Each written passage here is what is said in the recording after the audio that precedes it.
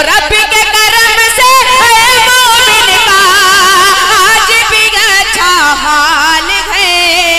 रब के करम से है मोमिन का आज भी अच्छा हाल है। सरे ज़मीने मोहर सामे मकाए इस्तक़बाल है। वाह वाह वाह, सुभान। मैदाने खिताबत का बेबाक और मुनफरिद खतीब है। ऐसी मुज़य्यन हस्ती का दीदार हम सब के लिए बाइसे सवाब है। दोस्तों, इस पुरफितन दौर में असलाफ के मिशन को आगे बढ़ाने वाला अल्हम्दुलिल्लाह आज हम सब के दरमियान जलवा फरोज है, जिसने दुनियावी सल्तनत को ठोकर मारकर रूहानी सल्तनत का ताज पहना और कयामत तक आने वाले इंसानों को ये पैगाम दे दिया कि मुसलमान की इज्जत का राज जाहिरी इक़्तिदार में नहीं है, बल्कि वो गुदड़ी पहनकर भी दिलों पर हुकूमत कर सकता है। क्या खूब कहा है किसी कहने वाले ने कि अमीरे शहर हमसे मत उलझ तारीख कहती है, अमीरे शहर हमसे मत उलझ तारीख कहती है, फकीरी बादशाहों से हुकूमत छीन लेती है। जिसने तमाम मजहबी किताबों की वर्क गर्दानी करके ये साबित किया कि इस कायनात को नबी करीम सल्लल्लाहु अलैहि वसल्लम की सीरत की जरूरत है, तभी दुनिया में मोहब्बत की फजा कायम हो सकती है। किसी शायर ने कहा था कि चरागों के सफर में दबदबा हो आंधियों का तो फिर अंजाम जुल्मत के सिवा कुछ भी नहीं है। ये दुनिया नफरतों के आखिरी स्टेज पर है, इलाज इसका मोहब्बत के सिवा कुछ भी नहीं है।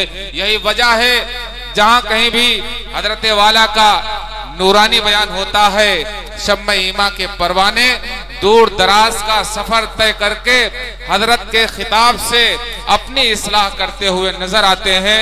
मेरी मुराद है मुबल्लिग़े इस्लाम, मुफस्सिर कुरान, खतीबुल असर हजरत मौलाना अब्दुल्ला सालिम साहब चतुर्वेदी, डायरेक्टर एजुकेशनल अकेडमी, सदर मजलिस इत्तिहादुल मुस्लिमीन सूबे बिहार, हजरत को इस हवाले से कि कभी भी ज़र्फ वाले ज़र्फ बिखराया नहीं करते, कभी भी ज़र्फ वाले ज़र्फ बिखराया नहीं करते, जो तूफानों से खेले हों वो घबराया नहीं करते, और बड़े वो हैं जिन्हें एहसास हो अपनी हकीकत का, कोई रस्मन बड़ा कह दे तो हो जाया नहीं करते।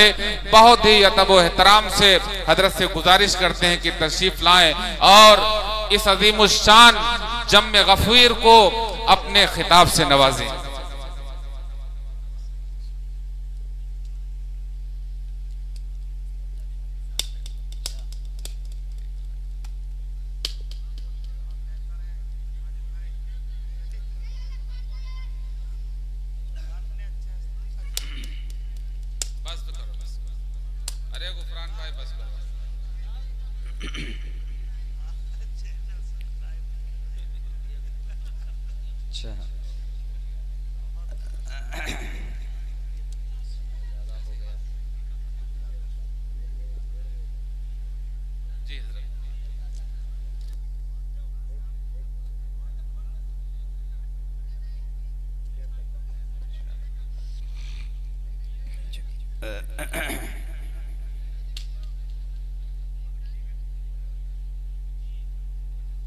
अस्सलामु अलैकुम वरहमतुल्लाहि वबरकातुह।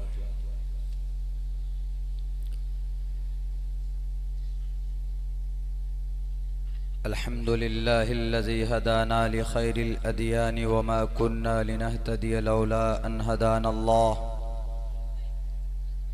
व अकमल लना दीनना व अतम्म अलैना निअमतहु व रज़िय लनल इस्लाम दीना फला नअबुदु वला नस्तईनु इल्ला इय्याह व नशहदु अल्ला इलाहा इल्लल्लाहु वहदहु ला शरीका लह व नशहदु अन्न सय्यदना व मौलाना मुहम्मदन अब्दुहु व रसूलुहु।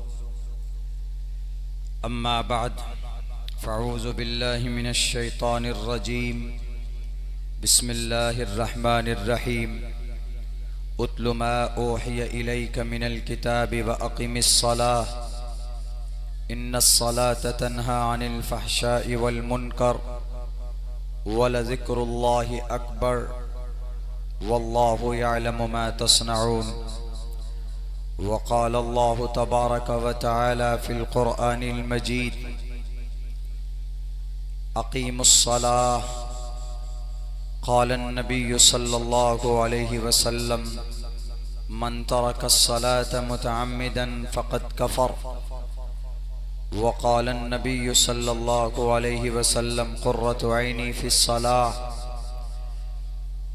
औ कमा क़ाल अन्नबिय्यु अलैहि सलातु वस्सलाम। All compliments, all physical prayer and all monetary worship are for Allah. Peace be upon you, O Prophet, and Allah's mercy and blessings, peace be upon us and righteous slaves of Allah subhanahu wa ta'ala. I bear witness that no one is worthy except of Allah subhanahu wa ta'ala. In the name of Allah, the most gracious, the most merciful. O my Lord, expand me my breast is my task for me. Remove the impediment from my speech so they may understand what I say. मलेच्छ भाषा कीर्ता तैन वेद वाक्य प्राण मुखा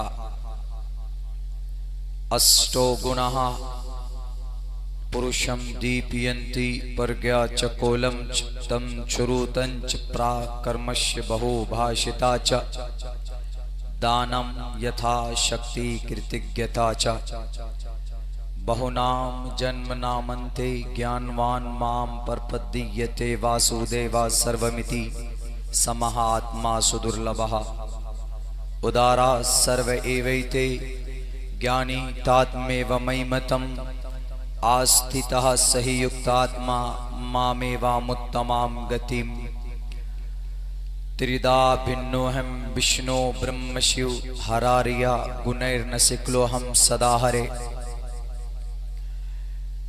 इंदरम मित्रम वरुण मग्निमाही रथो देवस्य ससुपर्णो गरुत्मानम एकम सद्विप्रा बुधा वदन्ति।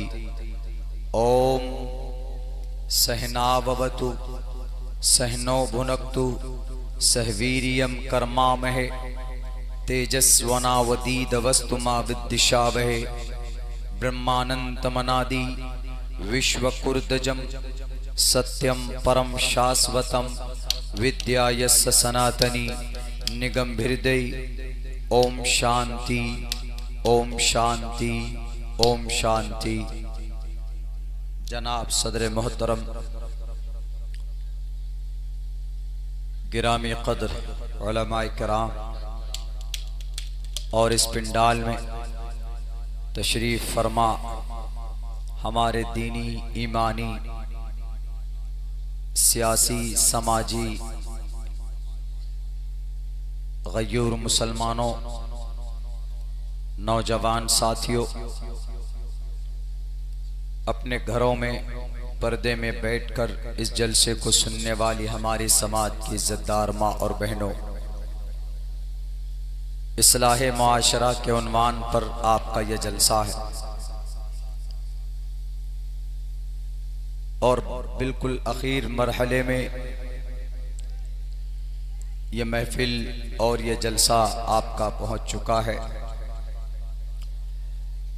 ज्यादा लंबी चौड़ी बात न करते हुए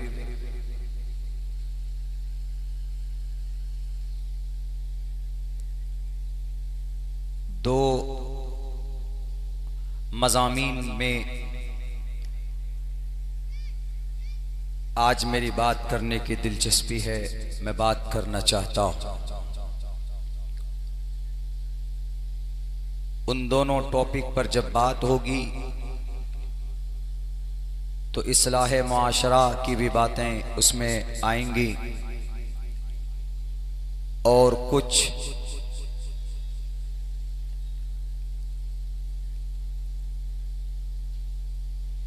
ऐसे लोग हैं हमारे इस मुल्क में जो आधे नॉलेज की बुनियाद पर आधी अधूरी जानकारी की वजह से गलत टिप्पणी करते हैं कुरान पर, शरीयत पर, प्रोफेट मोहम्मद सल्लल्लाहु अलैहि वसल्लम पर,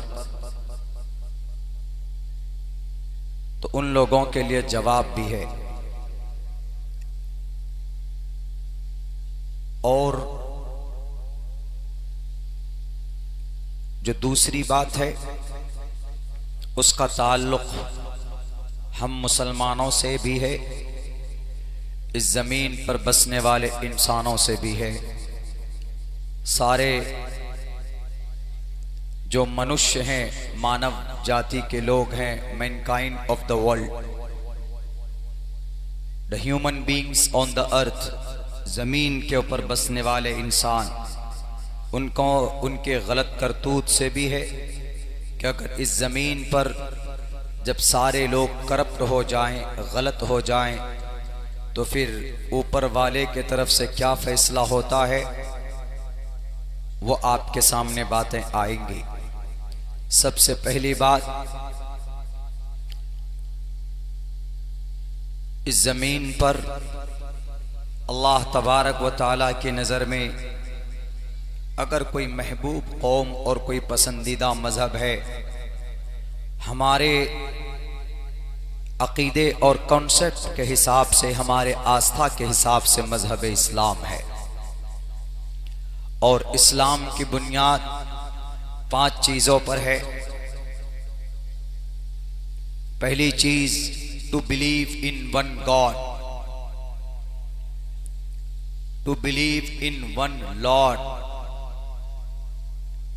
इस बात का अकीदा रखना कि अल्लाह एक है।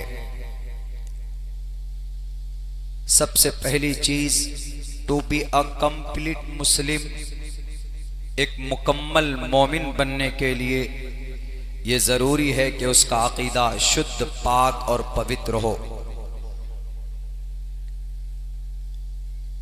जब तक अकीदा ढंग का नहीं होगा, मजबूत नहीं होगा, बिल्कुल क्लीन और प्यूरिफाई नहीं होगा, प्यूरिफिकेशन उसके अंदर नहीं होगी, पाकीज़गी नहीं होगी, तो you can't be a complete Muslim, आप सच्चे मुसलमान नहीं हैं, आपका ईमान मुकम्मल नहीं है। चलिए अल्हम्दुलिल्लाह हम सब मुसलमान हैं, we are proud to be a Muslim. हम सब का अकीदा यह है कि अल्लाह एक है, इसमें कोई शक नहीं, इसमें हम कॉम्प्रोमाइज भी नहीं करते। अकीदे के बाद जो सबसे पहली जिम्मेदारी अल्लाह के तरफ से एक मुसलमान पर, एक ईमान वाले पर है, तो वो ये है कि आप 5 वक्त 5 times a day in 24 hour, 24 घंटे में 5 वक्त की नमाज अदा करना, ये आपके ऊपर फर्ज है और जरूरी है। इसमें गरीब हो, मालदार हो, ताकतवर हो, कमजोर हो, बादशाह हो, रियाया हो, मर्द हो, औरत हो, हर किसी पर 24 घंटे में 5 वक्त की नमाज फर्ज है।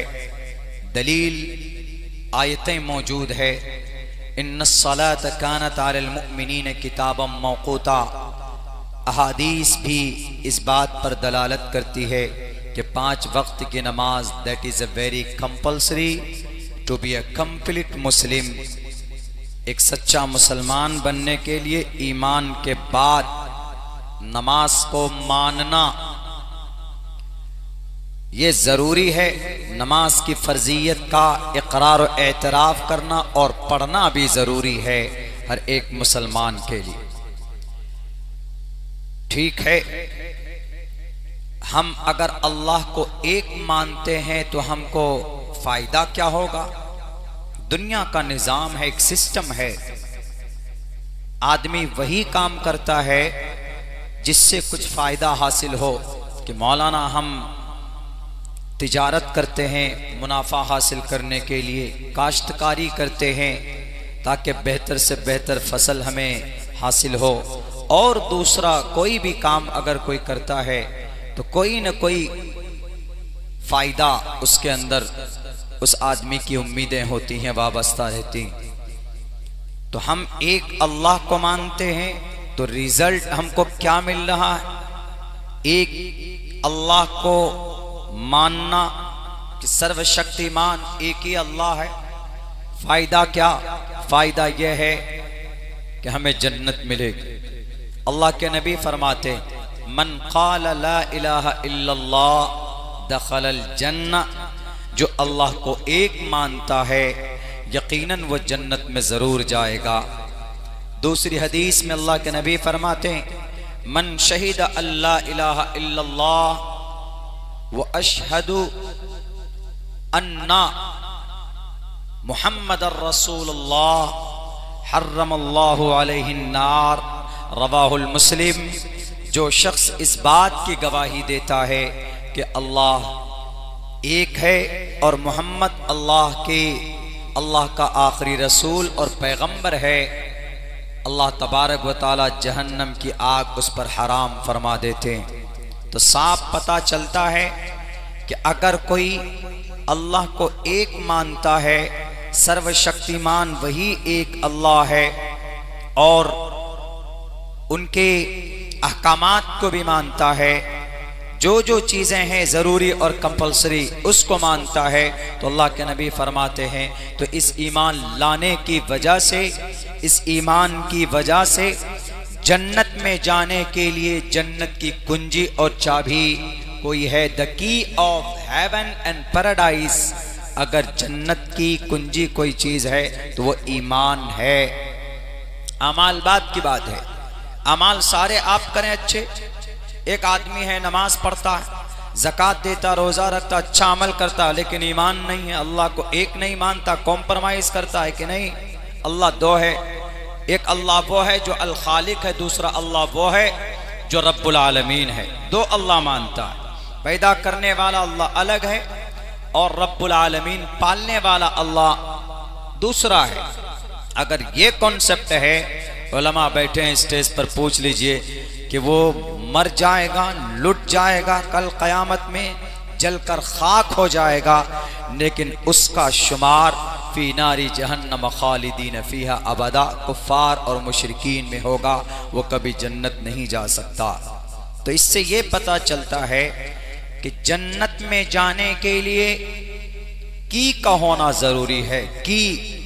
KEY की चाबी का होना ज़रूरी है, और जन्नत की कुंजी और चाबी ला इलाहा इल्लल्लाह, to believe in one God, एक अल्लाह को मानना ज़रूरी है।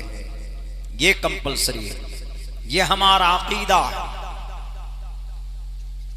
भले ही भारत की धरती पर करोड़ों की तादाद में लोग बसते हों कि नहीं मौलाना, बहुत बड़ी अक्सरियत हमारे एशिया महाद्वीप में ऐसे लोगों की है कि जो बहुत अच्छे काम करते हैं, डोनेशन देते हैं, लाखों करोड़ों रुपए खर्च करते हैं, लेकिन वहीं पर ईश्वर को, अल्लाह को एक नहीं मानते, अल्लाह के अंदर साजिश रचते हैं, ईश्वर अनेक मानते हैं।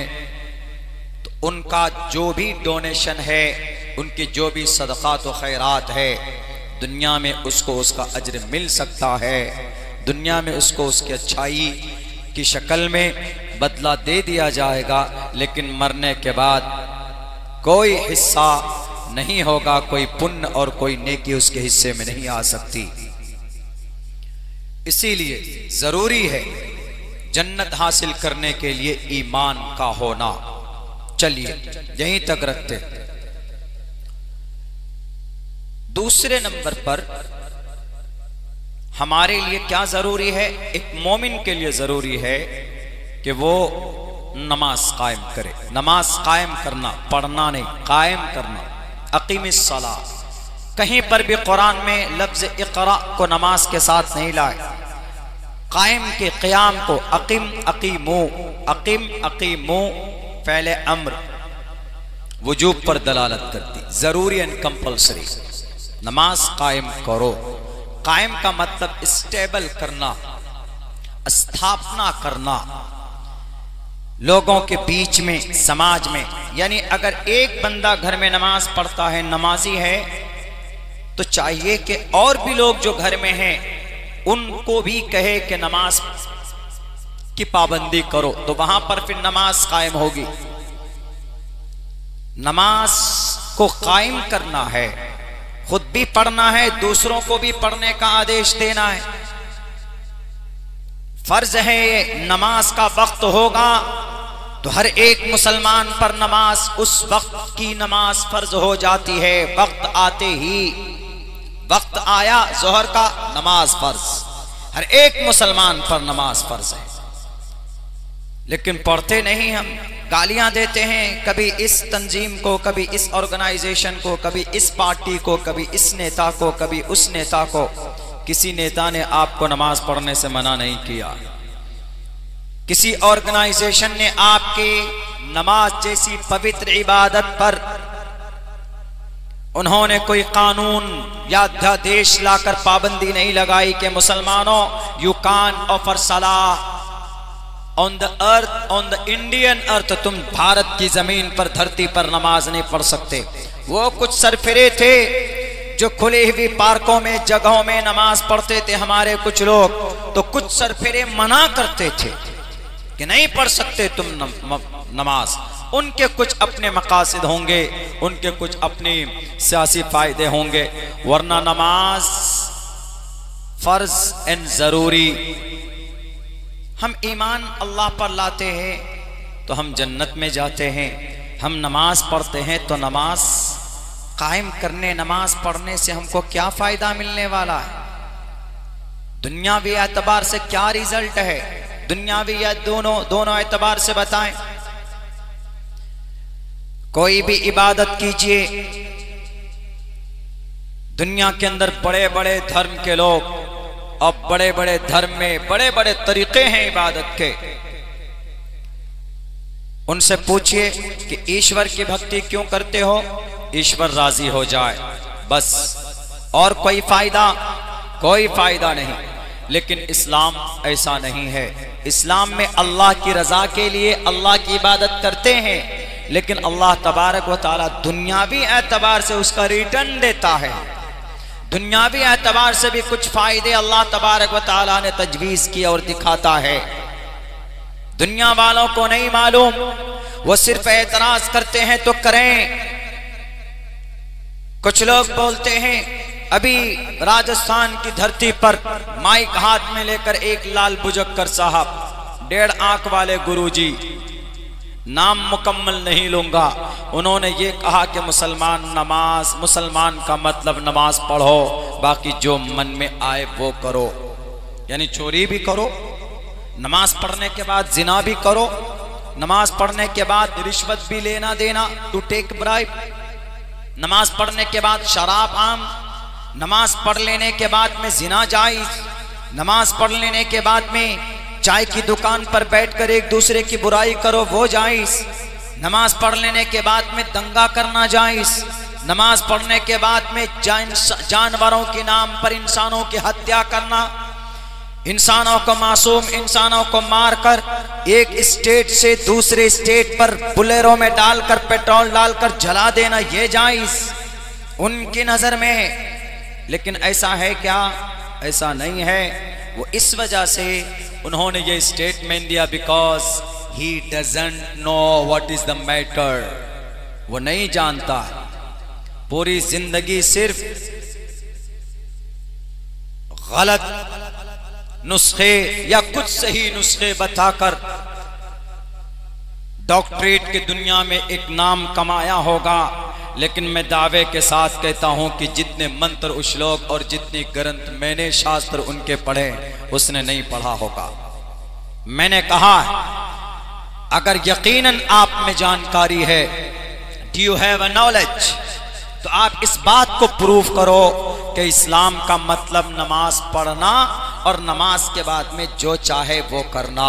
हमने कहा कि आपकी जानकारी यहीं पर अधूरी है कि आपने आधी बात की कि इस्लाम का मतलब नमाज पढ़ना, यहां तक तो ठीक है, इस्लाम का मतलब नमाज पढ़ना, लेकिन नमाज के बाद जो मन में आए वो करना नहीं।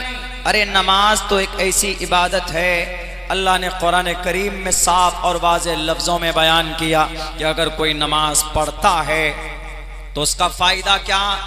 उसका फायदा यह है, इन्नस्सलाता तन्हा, बेशक नमाज रोकती है, तन्हा, नहा, यन्हा, नहयुन मीन्स मना करना, रोकना। 1.5 आंख वाले बाबा साहब ये है, this is the meaning of Arabic grammar. नहा, यन्हा, इन्ना, अल्लाह का अंदाज देखिए, इन्ना हरफे मुशब्बा बिल फेल, जिसका मतलब यकीनन, मुकम्मल तौर पर, बिला शुबा, कोई शक नहीं, यकीनन, इन्ना। क्या जरूरत थी अल्लाह तबारक व तआला को लफ्ज इन्ना हरफे मुशब्बा लाने की? साफ कह देते अस्सलातु तन्हा अनिल फाहशाई वल मुनकर, लेकिन नहीं, वो रब जानता था कि 1450 साल पहले एक आएगा लाल भुजक्कर, एक आएगा 1.5 आंख वाला, आधा नॉलेज रखने वाला गुरुजी, अपने आप को गुरु कहेगा लोगों के बीच में, और वो टिप्पणी करेगा तो उस वक्त में अब्दुल्ला सालिम जैसा तालिबे इल्म से कहेगा कि तुम झूठे, तुम्हारी बात में कोई यकीन नहीं, तुम्हारी बात में कोई दलील नहीं। अल्लाह की बात में यकीन भी है, दलील भी है। रब कहता है इन्ना, इन्ना सलाता, इन्ना भी है, अस्सलाता को मारफा भी लाए, अलिफ लाम भी दाखिल किए, इन्ना सलाता तन्हा, तन्हा के अंदर जमीर भी है जो मुअन्नस ताकीद दर ताकीद रब इस्तेमाल करता, इन्ना सलाता तन्हा अनिल फहशाई, कि बेशक अगर कोई नमाज पढ़ता है तो नमाज बेहयाई से रोकती है, वल मुनकर, बेहयाई में जितनी भी बातें, समाज में जितनी बातें, 24 घंटे में बेहयाई की जितनी भी बातें पाई जाती, इंसान की ग्रामर में, डिक्शनरी में जितनी भी बातें बेहयाई की पाई जाती है, दुनिया के नजर में सारी की सारी बातें इसके अंदर शामिल है। इन्नस्सलाता तन्हा अनिल फहशाई वल मुनकर, बेशक नमाज बेहयाई से और बुरी बातों से रोकती है। तुम्हारी बातों की कोई कीमत नहीं है गुरुजी, ये जो मैं पढ़ रहा हूं ये अल्लाह का कलाम है, तुम झूठे हो सकते हो। क्यों? क्योंकि तुम साइकिल पर बैठकर कभी तुम तंबाकू बेचा करते थे, वो जमुनानगर डिस्ट्रिक्ट सहारनपुर में हमने आपकी तारीख पढ़ी, बिना पैर, बिना चप्पल के पैर से साइकिल चलाते, लोगों से झूठ बोलते थे। अभी आप स्टेबल हुए तो कुरान पर एतराज, कुरान आपको चैलेंज करता है, साबित करो कि मुसलमान इस्लाम का मतलब नमाज पढ़ना, बाकी नमाज के बाद जो मन में आए वो करना, ये अल्फाज हैं। और उन्होंने 2 ऐसी बड़ी बात कही है जिसको वजाहत की जरूरत भी नहीं। उन्होंने एक बात ये कही, जैसे कोई मुसलमान नमाज पढ़ता है, नमाज के बाद जो मन में आए वो करो। मिसाल के तौर पर हिंदू बेटी को उठाओ, धर्म परिवर्तन करो, निकाह करो। दूसरे नंबर पर उग्रवादी आतंकवाद बन जाओ, दंगे करो, फसाद करो, ये अल्फाज हैं उनके। हालांकि ये दोनों बातें बिल्कुल इस्लाम से मैच नहीं करती है। अरे अल्लाह का कुरान खुद पहले साफ लफ्जों में कहता है कि नमाज वो है जो इन्नस्सलाता, गैर मुस्लिम बच्ची को लाकर शादी करना मुनकर में इस्लाम मना कर, नमाज मना करता, और दंगे फसाद करना, फहश बुरी बातों में, समाज की किसी बेटी को छेड़ना, उसके साथ चैटिंग करना, उसके साथ डेटिंग करना, उसके साथ रिलेशन बनाना, ये सब के सब फहश बातों में है। और अल्लाह साफ लफ्जों में कहता है ताकीद दर ताकीद ताकीदन इन्नस्सलात तन्हा अनिल फाहशाई वल मुनकर, कि बेशक नमाज अगर कोई पढ़ता है तो उस नमाज के अंदर ये खासियत है, ये रिजल्ट है। कल क़यामत में उनके जो दराजात होंगे वो होंगे, नमाज पढ़ने के बदौलत उनको जन्नत मिलेगी, वो मिलेगी। लेकिन इस जमीन पर भी नमाज अपने पढ़ने वालों को, नमाज अपने पाबंदी करने वालों को ये दुनियावी फायदा देती है कि उसको बुराइयों से खींचकर उसकी जिंदगी के अंदर नूर को भर देती। ये मैं नहीं कहता हूं, ये जुबान अब्दुल्ला की है, गुरुजी लाल बुजक्कर साहब। ये यकीन और ये ताकीद और ये वादा अल्लाह तबारक व तआला का। अल्लाह कहता है कि नमाज पढ़ोगे तो शराब से दूर हो जाओगे। अल्लाह कहता है कि नमाज पढ़ोगे तो तुम झूठ नहीं बोलोगे, इसलिए कि नमाज तुमको झूठ से निकालेगी, नमाज तुमको शराब से निकालेगी, नमाज तुमको बेईमानी से निकालेगी, नमाज तुमको बेहयाई से निकालेगी, नमाज तुमको जिना से निकालेगी, नमाज तुमको चुगलखोरी से निकालेगी, नमाज तुमको तजस्सुस से निकालेगी। ये रब कहता है। और रब में और एक मनुष्य के कहने में there is quite different between God and between झूठा शख्स। एक झूठे इंसान में और एक अल्लाह की बातों में जमीन और आसमान का फर्क है। और कुरान करीम की ये आयत है गुरु, बदली नहीं है एक भी आयत, एक नुक्ता, एक जबर तक इसके अंदर। मैं भी गया था बांग्लादेश फरवरी में, मैंने वहां पूछा, वहां शाफिउल मसलक के एक प्रोग्राम में भी शरीक हुए, तो स्टेज पर एसएचओ वगैरह वहां के पुलिस वाले भी थे, चूंकि 98% वहां ईमान वालों की तादाद है। तो हमने कहा कि how many chapters are there in Bangladesh of Quran करीम। इंग्लिश कुछ इलाके में ज़्यादा समझते हैं वहाँ, और कुछ इलाके में तकरीबन 60% हिंदी भी समझते हैं, कुछ इलाके में, बाकी कुछ इलाके तो बस बंगाली समझते हैं। तो हमने कहा कि how many chapters are there in Bangladesh of Quran करीम। आई थॉट अबाउट कुरान, हमने सोचा है कि I think 31 chapters in Bangladesh of Quran करीम। तो उन्होंने कहा कि हाउ इज इट पॉसिबल। एक एसएचओ ने कहा, पुलिस वाला, हाउ इज इट पॉसिबल मौलाना, आई हैव अ कुरान करीम ओनली इट हैज 30 चैप्टर्स। हमारे पास जो कुरान है उसमें 30 ही पारे हैं। हमने कहा कि नहीं, हमारे भारत में मामला उल्टा होता है। हमारे यहाँ भारत में, भारत कंट्री से बाहर अगर कोई गए तो धार्मिक धर्म ग्रंथ बदल जाते, ईश्वर बदल जाता है, खुदा बदल जाता है। उन्होंने कहा कैसे। हमने कहा कि बांग्लादेश, ये इंडिया और श्रीलंका, ये दोनों कनेक्टेड हैं, करीब करीब हैं, पहले भारत का ही हिस्सा था। हमने कहा कि भारत में जिनको खुदा मानते हैं, परमात्मा मानते हैं, उनको श्रीलंका में राक्षस मानते हैं, और जिनको श्रीलंका में राक्षस मानते हैं, ये खुदा मानते हैं, उनको यहाँ राक्षस मानते हैं। हमने कहा कि खुदा बदल जाता है कंट्री बदलते ही। हमने भी सोचा कि शायद इस्लाम में ऐसा हो सकता है। हम तो अभी गए नहीं कहीं बाहर, पहली बार फॉरेन जाना, बाहर किसी मुल्क में आए, तो हमने सोचा कि मुमकिन है हमारे कुरान के ताल्लुक से भी लोगों के अकीदे हों कि भारत में सिर्फ मुसलमानों के पास जो कुरान है वो 30 पारे का कुरान है, बाकी दूसरे मुल्क में 31, 32, 33, 34, 29 पारे का हो। उन्होंने, उस एसएचओ ने कहा कि मौलाना, बांग्लादेश के में जो कुरान है उसमें भी 30 ही पारे हैं, और दुनिया के किसी भी मुल्क का कुरान उठा लीजिए, वहां पर भी हर एक कुरान में 30 ही पारे हैं। शुरू अल्हम्दुलिल्लाह से हैं और इख्तिताम मिनल जन्नति वन नास सीन पर है, कहीं पर भी उठाकर देख लीजिए। हमने कहा कि यकीन के साथ, बदला नहीं, तब्दीली नहीं। बोला नहीं, कोई तब्दीली नहीं हुई। तो इसीलिए मैं कहता हूं कि लाल बुजक्कर साहब, ये वो गुरुजी हैं हरिद्वार वाले, बहुत करीब का इशारा कर दिया हूं कि मौलाना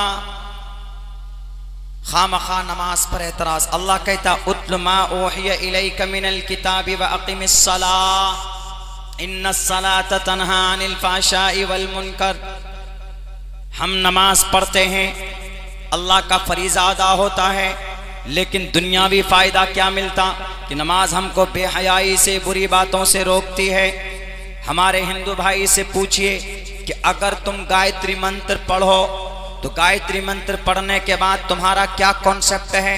वो तो ये कहता है कि किसी भी पूजा को सफल बनाने के लिए शुरू के अंदर हम लोग गायत्री मंत्र पढ़ते हैं, या ब्रह्मा सूत्र पढ़ते हैं, या विष्णु मंत्र पढ़ते हैं, या शिव मंत्र पढ़ते हैं, या शिव तांडव मंत्र पढ़ते हैं, या भूत को भगाने के लिए हनुमान चालीसा पढ़ते हैं, या महाप्रलय से बचने के लिए, कयामत से बचने के लिए, कयामत की सख्ती से बचने के लिए गुरु पुराण का मंत्र पढ़ते हैं। ओम पूर्णमेदः पूर्णमिदं पूर्णात् पूर्णमुदच्यते पूर्णस्य पूर्णमादाय। ओम, हर किसी के साथ ओम है। देखिए, मैंने ओम की तहकीक की है, मौलाना अरशद मदनी ने जो बातें की थी वो बाल हुई थी उस पर, हमने फिर ओम की तहकीक की। ओम पूर्णमेदः विष्णु ब्रह्मा शिव, ए परमात्मा, ए बड़े खुदा। ओम आकार मकार सकार विष्णु महेश, विष्णु ब्रह्मा महेश, विष्णु ब्रह्मा कली, विष्णु ब्रह्मा काली, विष्णु ब्रह्मा हरि, विष्णु। ओम भू ओम पूर्णमिदः पूर्णात् पूर्णमुदच्यते पूर्णस्य पूर्णमादाय पूर्णमेवावशिष्यते। हिंदू भाइयों में यह अकीदा है कि अगर कोई इस मंत्र को पढ़ेगा तो वो महाप्रलय की सख्ती से उसको निजात मिल सकती है। अगर भूत से, जादू से, परेशानी से निजात पाना हो, बाहर निकलना हो, तो हिंदू भाइयों का कॉन्सेप्ट है वो हनुमान चालीसा पढ़ते हैं। जय, यहाँ पर जय है, यहाँ पर ओम नहीं है, यहाँ पर जय है, क्योंकि जय का लफ्ज इसलिए इस्तेमाल किया है कि हनुमान जी वो कोई परमात्मा नहीं थे। अगर परमात्मा होते तो ओम हनुमान का लफ्ज इस्तेमाल होता, ओम, लेकिन नहीं, जय हनुमान। ओम ज्ञान गुण सागर नहीं कहा, जय हनुमान ज्ञान गुण सागर, जय कपीसते हो लोको जागर, रामदूत अतुलित बलदामा, अंजनी पुत्र पवन सुतनामा। ये पढ़ते, उनका अकीदा, उनका ये कॉन्सेप्ट है। लेकिन मेरे भाइयों, अगर कोई मुसलमान नमाज पढ़ता है तो मुसलमानों का ये अकीदा है कि अल्लाह के तरफ से जो फरीज़ा हम पर है, अल्लाह के तरफ से जो जिम्मेदारी है, दीन का एक अहम फरीज़ा नमाज अदा करना, 24 घंटे में 5 वक्त की नमाज अदा करना ज़रूरी है, कंपलसरी है। फ़ायदा कल क़यामत में हमें अल्लाह तबारक व तआला रिजल्ट देगा।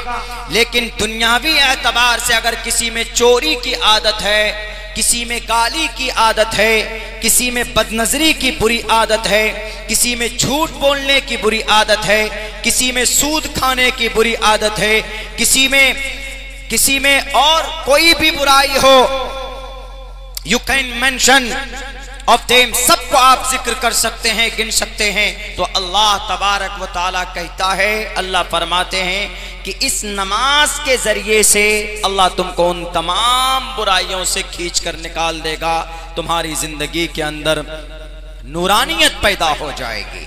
ये अल्लाह का फरमान है। लेकिन वो गुरुजी बोलते नहीं मौलाना, ऐसा नहीं है, हम तो यूँ कहते हैं कि ऐसा ही है, नमाज आप भी पढ़ो, साष्टांग आप भी करो, क्योंकि श्री रामचंद्र जी ने श्री हनुमान को कहा है, हे हनुमान पथमादारका जीववादियो दिदियन मुजियते तृतीयानन को डलाकार। आप तो जनाब काउंटर कर रहे थे कुरान पर, ऑब्जेक्शन उठा रहे थे कुरान पर कि नमाज पढ़ो, जो मन में आए वो करो। अरे अगर गुनाह है, ये पाप है, तो वो पाप तो श्री रामचंद्र जी भी कर रहे हैं। इसका मतलब हनुमान ने पूछा, oh my Lord, Shri Hanuman ji ने, हनुमान जी मददगार, एक खादिम है किनके, श्री रामचंद्र जी के। जब इनकी बीवी का अपहरण हुआ था तो हनुमान जी को सुखदेव से, बंदरों का सरदार हनुमान जी को सुखदेव ने दिया कि रामचंद्र जी मर्यादा पुरुषोत्तम, ये लीजिए हनुमान, ये आपकी मदद करेगा, ये आपकी परेशानी को दूर करेगा। किनको कह रहे हैं? एक खुदा को कह रहे हैं। खुदा को मदद की जरूरत होती नहीं होती, लेकिन यहां हो रही है। बहरकैफ नहीं मालूम कैसे थे, जरूरत पड़ गई तो उनको कहते हैं how can I close my lord, हम कैसे अपने ईश्वर के करीब हों?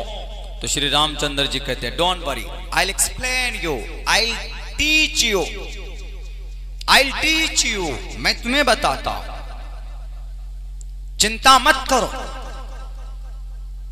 अहम पिबति तुवम, अहम पिबति तुवम, अहम उपविशति तुवम, अहम पठति तुवम, अहम मैं तुमको बताता हूं।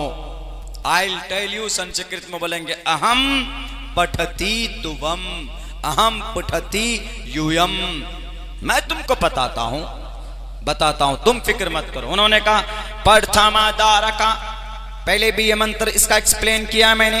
प्रथमादारका, सीधे खड़े हो जाओ, नमाज में सीधा खड़ा होते। दियो दिदियन मुझे, झुक जाओ, रुको करते रुको करो।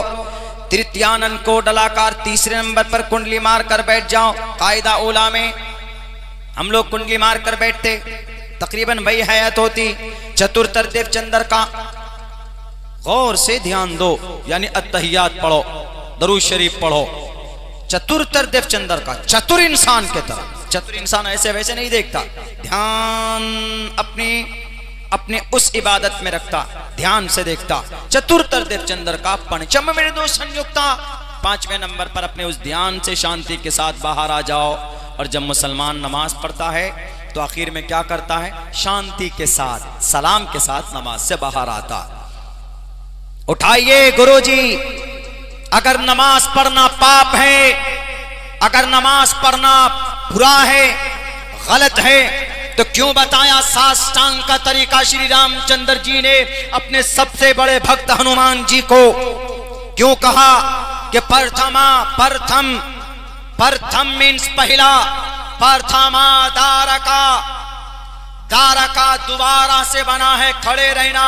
दरवाजे पर लोग खड़े रहते हैं, प्रथमा दारका, पहले नंबर पर खड़े रहो।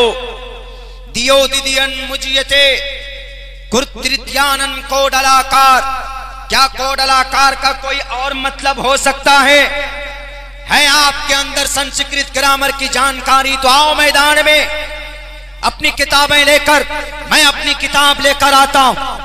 नहीं पढ़ पाओगे, सामने नहीं टिक पाओगे अपनी किताबों की रोशनी में भी, इसलिए कि हकीकत वो है जो कुरान बयान करता है। कुरान के अंदर कोई तब्दीली नहीं हुई है कि नहीं मोहम्मद रसूलुल्लाह के बाद अबू बकर सिद्दीक ने तब्दीली की, उमर फारूक ने तब्दीली की, उस्मान ज़िन्नूरैन ने तब्दीली की, हजरत अली ने तब्दीली की, अमीर मुआविया ने तब्दीली की, और जनाब उसके बाद बनु अब्बास ने तब्दीली की, और बनु उमैया ने तब्दीली की, उसके बाद सल्तनत अब्बासी ने, सल्तनत उस्मानिया ने तब्दीली की। ऐसा नहीं है, बल्कि वेदात के अंदर तब्दीली हुई है। नहीं तो पूछो ऋग्वेद के बाद क्या जरूरत पड़ी यजुर्वेद को बनाने की? यजुर्वेद बनती, यजुर्वेद लिखी जाती, यजुर्वेद के बाद उसके बाद फिर अथर्ववेद वजूद में आती, अथर्ववेद को देखकर सामवेद वजूद में आती। इन वेदात को देखकर जब मसला हल नहीं होता तो उसके बाद महाभविष्य पुराण लिखा जाता, कल की पुराण लिखा जाता, मत्स्य पुराण लिखा जाता, भागवत पुराण लिखा जाता, शिव पुराण लिखा जाता, गुरु पुराण लिखा जाता। There are 18 Puranas are available in India. Bharat के अंदर 18 पुराण लिखे गए। जब पुराण से मामला हल नहीं हुआ तो गुरुजी उसके बाद कौन सी किताब लिखी गई पता है? Do you know? नहीं तो याद रखो मेरी बातों को, उपनिषद को लिखा गया। समझने के लिए इतनी नॉलेज आपको शायद नहीं होगी काफी जितनी आपकी किताबों का नाम इस तालिब इल्म को मालूम है। इसलिए कहता हूं तर्क के आधार पर बात करो। किसी अपनी खुदाओं को खुश करने के लिए, डुप्लीकेट राजनेताओं को गद्दी पर बिठाने के लिए नहीं, बल्कि धार्मिक धर्म ग्रंथ की सही नॉलेज लोगों को दो। जैसे मैं दिया करता हूं, मैं तालिबे इल्म हूं, मैं कोशिश करता हूं कि ग्रंथों के अंदर जो अच्छी बात है, चाहे वो गीता में हो या रामायण में हो या महाभारत में हो या ऋग्वेद में हो, वो लोगों के बीच आनी चाहिए वो बात। ये बात मैंने सन 2016 के अंदर हमारे इस देश के अंदर एक बहुत बड़े ऑर्गेनाइजेशन के प्रमुख मोहन भागवत जी को हमने कहा था कि सर, अहिंसा सत्यम करोदस्तयागा शांतिरपैशुनम दया बुलेश्वलोलूप तवम हीर चापलाम। क्या श्रीमद् भगवत गीता का यह मंत्र क्या इंसानियत पर नहीं है? क्या श्रीमद् भगवत गीता का यह मंत्र जो लोग जानवरों के नाम पर इंसान को मारते हैं, क्या उनके खिलाफ में नहीं है? अगर नहीं तो पूछो कृष्ण जी से कि सर इसका मतलब क्या है? हे माते परमात्मा बताओ। अहिंसा when is used आ इस्तेमाल किया जाता है जब किसी चीज को इनकार करना हो। आ का लफ्ज संस्कृत में इस्तेमाल होता। अहिंसा जुल्म नहीं होना चाहिए। असंभव यानी नामुमकिन यानी संभव नहीं है। अपवित्र यानी पाक नहीं है। अपवित्र असंभव सत्यम करोदस्तयागा शांतिरपैशुनम। आधी नॉलेज लेकर आ जाते और अपनी पब्लिसिटी के लिए कि इस्लाम का मतलब नमाज पढ़ो, जो मन में आए वो करो। गलत इंफॉर्मेशन, गलत चीज। मेरी तकरीर अगर रिकॉर्ड हो रही है सोशल मीडिया में, उन तक ये बातें पहुंचनी चाहिए कि आप गलत इंफॉर्मेशन लोगों को दे रहे हैं। नमाज का मतलब ये नहीं है कि जो नमाज पढ़ता है तो उसको ये परमिशन मिल जाती है कि किसी भी समाज की बच्ची को, ये सनातन धर्मी बहन को पकड़कर उनसे निकाह करो, ज़बरदस्ती शादी करो। वो यूं कहते हैं कि इसका मतलब इस्लाम में बड़ा पुण्य काम है, यानी किसी भी गैर मुस्लिम बच्ची से निकाह करना इस्लाम में बड़ा पुण्य का काम है। अरे बड़ा गुनाह का काम है, निकाह वैलिड ही नहीं है। अब तो बाद में कहना कि लफ्ज़ जिहाद है। कुरान पहले कहता है कि लफ्ज़ जिहाद नहीं है, ये तो कुरान के खिलाफ जिहाद है, शरीयत के खिलाफ जिहाद है। एक आदमी बोल बैठा, पता नहीं उधर मधेपुरा साइड में, बोला मौलाना बहुत बड़े महान एक्टर सैफ अली खान नवाब पटौदी का चश्मो चिराग मुसलमान है ना, सैफ अली खान। सैफ मीन्स तलवार, अली भी अरबिक हजरत अली जो है उसका वो है उर्दू वर्ड है, और खान मुस्लिम लोग यूज करते हैं। सैफ अली खान ये सब उर्दू से मिक्स है, उर्दू अरबी। सैफ उर्दू अरबी में इस्तेमाल होते। तो उन्होंने कहा कि देखिए एक तो नाम है मुसलमानी और है भी मुसलमान, वो खानदान मुसलमान, सब कुछ मुसलमान है, ऐसा नहीं कि पहले कुछ और था। तो इसलिए उसने शादी की है तो वह इस्लाम के खिलाफ थोड़ी करेगा।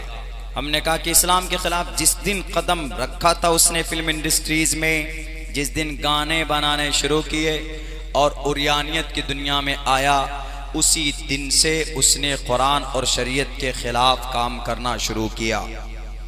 और हमने कहा कि एक बात बता देता हूं, सुन लो, इस्लाम किसी खान से किसी पठान से नहीं है। लाल बुजक्कर बाबा, अगर आप मुतासिर हो कि नहीं ये लोग इस्लाम से हैं और इस्लाम में नमाज फर्ज और नमाज के बाद समाज की किसी हिंदू बच्ची से निकाह करना जायज और इसकी परमिशन है, चूंकि ये लोग कर रहे हैं, बड़ा पुण्य का काम है, गलत। इस्लाम दो टोक लफ्जों में कहता है कि अगर कोई मोमिन लड़का किसी गैर मोमिन बच्ची से बात करेगा, गैर मोमिन क्या, मोमिन बच्ची से भी अगर कोई बात करे, अगर कोई लड़का कोई गर्लफ्रेंड बनाता है, चैटिंग करता, मिसाल के तौर पर फोन नंबर लेकर एक नंबर एक्सचेंज करता, मैसेज डिलीवर करता है, उसके बाद कहता है कि मैम मोहतरमा I want to marry you, मैं तुमसे निकाह करना चाहता हूं, प्लीज। जस्ट इंग्लिश भी उल्टे सीधे बोल देता है ताकि इंप्रेस करे उसको। इस्लाम में किसी भी गैर महरम को देखना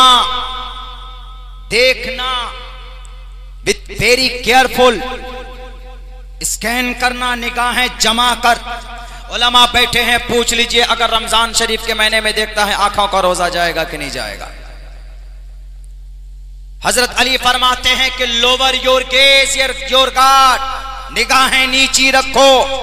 अरे जब इस्लाम में मुस्लिम नौजवान को किसी मोमिन लड़की को जिनसे निकाह करना जायज है, उनको देखना इजाजत, उसकी परमिशन नहीं है, तो सनातन धर्मी बहन बेटी को देखना कैसे उसकी इजाजत हो सकती? लाल बुजक्कर बाबा, गलत इंफॉर्मेशन मत बांटो, ईश्वर कभी माफ नहीं करेगा। ईश्वर कहता है साफ लफ्जों में, तस्मात् शास्त्रम परमाणंति कार्या अकार्या विवस्थितो ज्ञात्वा शास्त्र विधानोक्तम कर्म कर्तुम अर्हसि। दलील श्रीमद् भगवत गीता 19 अध्याय का 23वां मंत्र, ये शास्त्र विधि मुत्सुरज्य वर्तते काम कार्ता न सिद्धिम आपनुति न सुखम न प्राम गतिम। जो शास्त्र को ना माने, शास्त्र के कानून को ना माने, श्रीमद् भगवत गीता 9वें अध्याय का 24वां मंत्र, वो तस्मात् शास्त्रम परमाणंति। कोई काम अगर करते हो, बोलते हो तो प्रूफ दो, कौन सा काम करना है, कौन सा काम नहीं करना है। अगर नहीं है तुम्हारे पास दलाइल तो मत बोला करो, खामोश रहो। शास्त्रों को पढ़कर लोगों के सामने नॉलेज पेश करो। श्री कृष्ण जी कहते हैं 9वें अध्याय का 23वां मंत्र ये, 24वां मंत्र वो है। यानी दोनों मंत्र से यह साबित होता है कि कोई भी बात बिना इंफॉर्मेशन के लोगों के बीच मत रखो। और अल्लाह के नबी की हदीस भी है, अल्लाह के नबी भी फरमाते हैं, मन कज़बा अलैया मुतअम्मिदन फल्यतबव्वा मक़अदहु मिनन नार।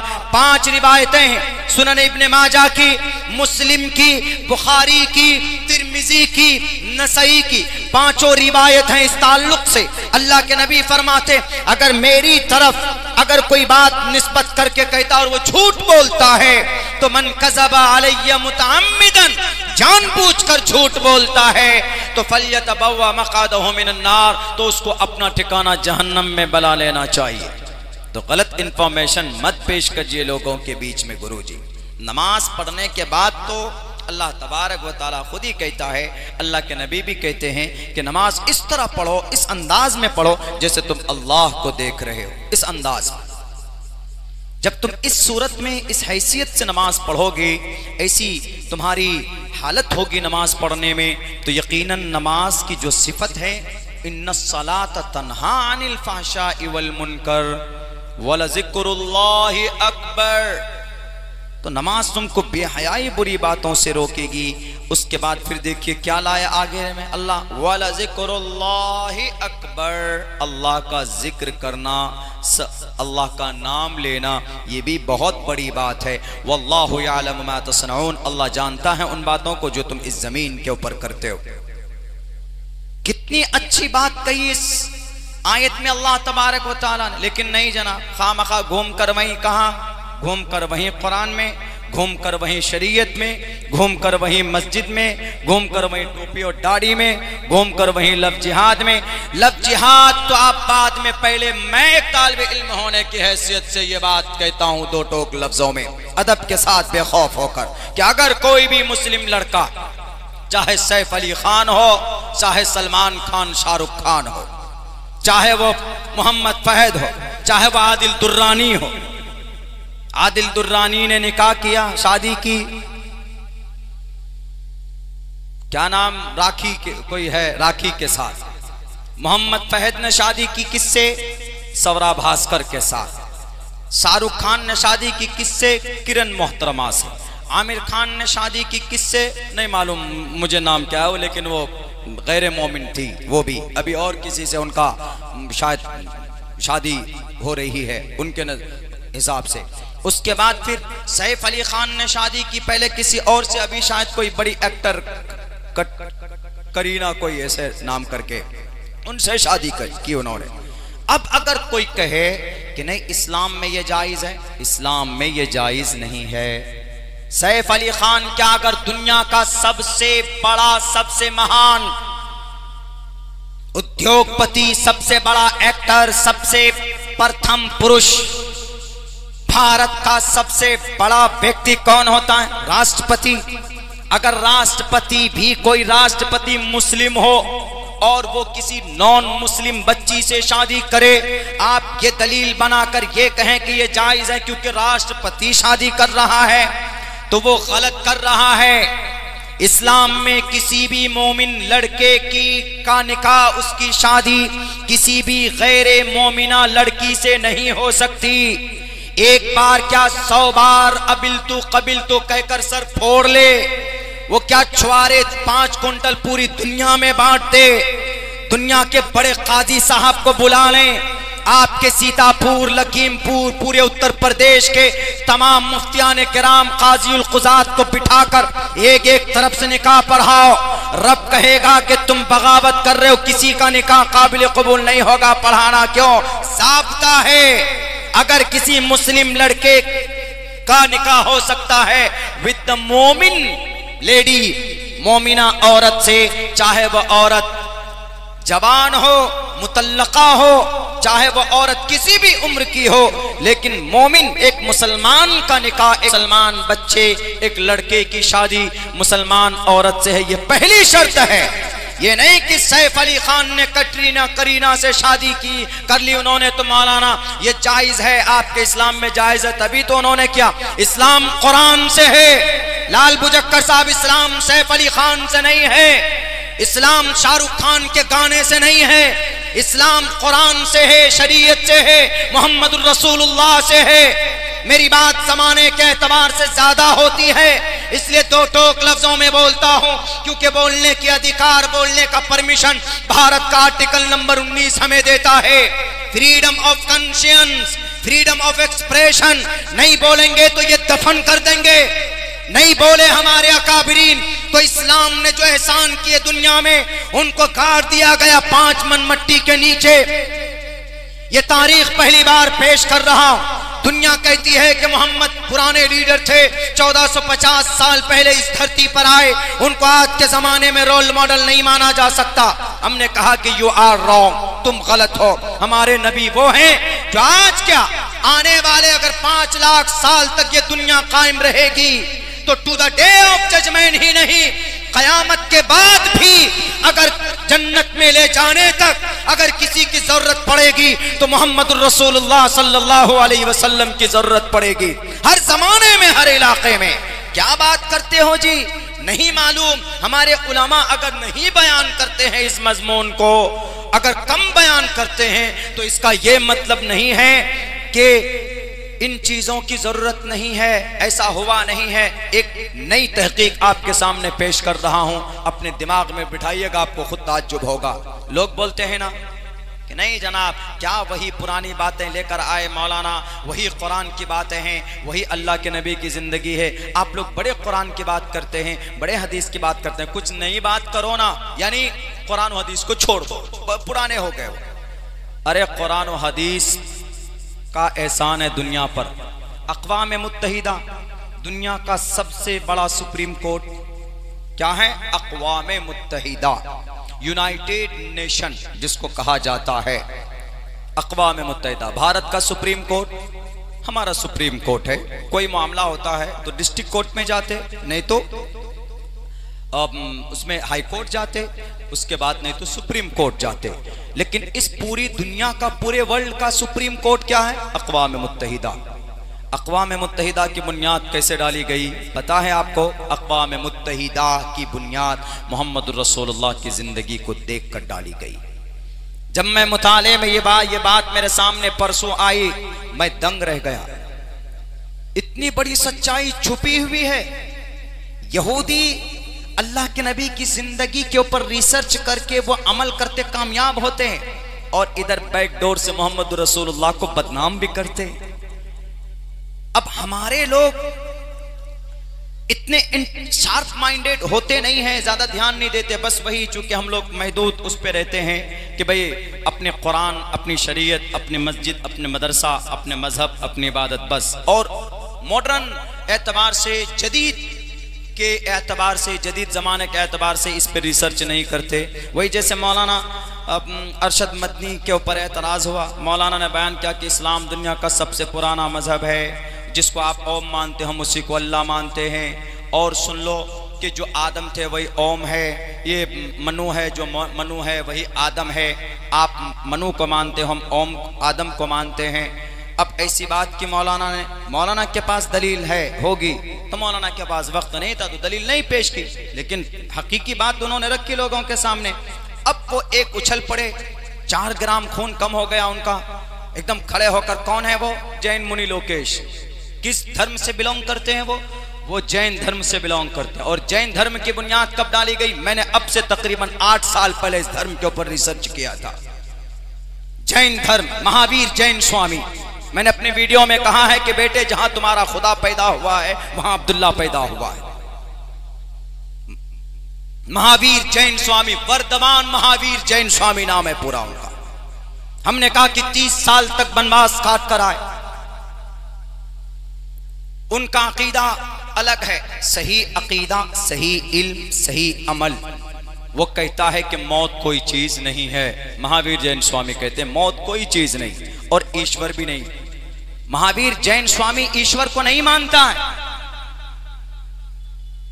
आए मौलाना की बात पर एतराज करने, पूछो वर्धमान महावीर जैन स्वामी से, ओम के ऊपर बात चली। आपको तो खुश होना चाहिए चूंकि आप ओम को नहीं मानते, चूंकि ओम किससे रिलेटेड है? ऋग्वेद, यजुर्वेद, सामवेद, अथर्ववेद से। और महावीर जैन स्वामी ने ऋग्वेद, यजुर्वेद, सामवेद, अथर्ववेद को 2700 साल पहले छोड़कर, उस मजहब को छोड़कर उन्होंने अपना एक धर्म बनाया जिसको जैन बोलते हैं, महावीर जैन स्वामी के मानने वाले।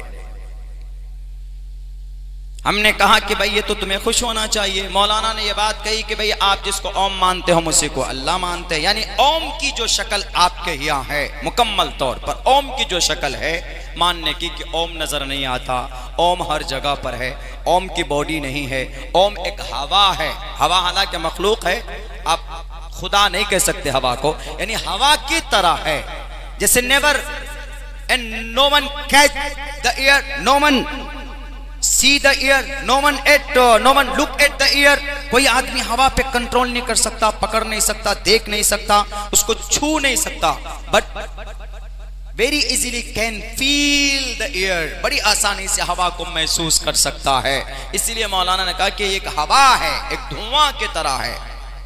आज जब मैं आ रहा था दिल्ली से, जिस फ्लाइट में मैं बैठा, विंडो सीट मेरी आदत है लेने की, इमरजेंसी विंडो पे मैं ज्यादा बैठता हूँ, तो जस्ट मैं देख रहा था कि बादलों में काफी बादल, वो जो पायलट था बड़ा मजाहिया बातें कर रहा था कि आप न घबराएं, इतने किलोमीटर के बाद, इतने 1000 फीट ऊपर पे इतना बादल मिलेगा, उसके बाद फिर ऐसा होगा वैसा होगा, इस तरह की बातें कर रहा। तो बड़ी खुशी हो रही थी सुनकर लोगों को। तो वही देख रहे थे हम कि उसकी जो पंखुड़ी थी वो राउंड जो सर्कल घूम रही थी, तो वो जब बादल आता तो पता ही नहीं चल रहा था कि भाई बादल अब आया है तो अब कुछ होगा, वाइब्रेशन कुछ नहीं। तो सेम इसी तरीके पर कि अल्लाह एक शक्ति है, ओम एक हवा की तरह है, पकड़ नहीं सकते, देख नहीं सकते। अब मौलाना ने यह बात कही, उनके पेट में दर्द शुरू हो गया। कैसे? मनु अल्लाह, अल्लाह मनु हो सकता है। और इधर उधर की बात करके जनाब अपने आप को पब्लिसिटी हासिल करने के लिए माइक पर गए और मौलाना को चैलेंज। हमने कहा कि बेटे मौलाना को बाद में चैलेंज करियो, पहले मौलाना का शागिर्द अब्दुल्ला सालिम के पास आओ, तुम्हारी किताब को, तुम्हारे पुश्तों को, वो जो तुम्हारे 24 थिंकर है ना, 24 थिंकर हीरो, हम उनकी कुंडली निकाल कर तुम्हें बता देंगे कि वो क्या थे, कैसे थे। मौलाना ने हकीकी बात कही। मौलाना ने ओम को अल्लाह, अल्लाह को ओम कैसे करार दिया, कहा।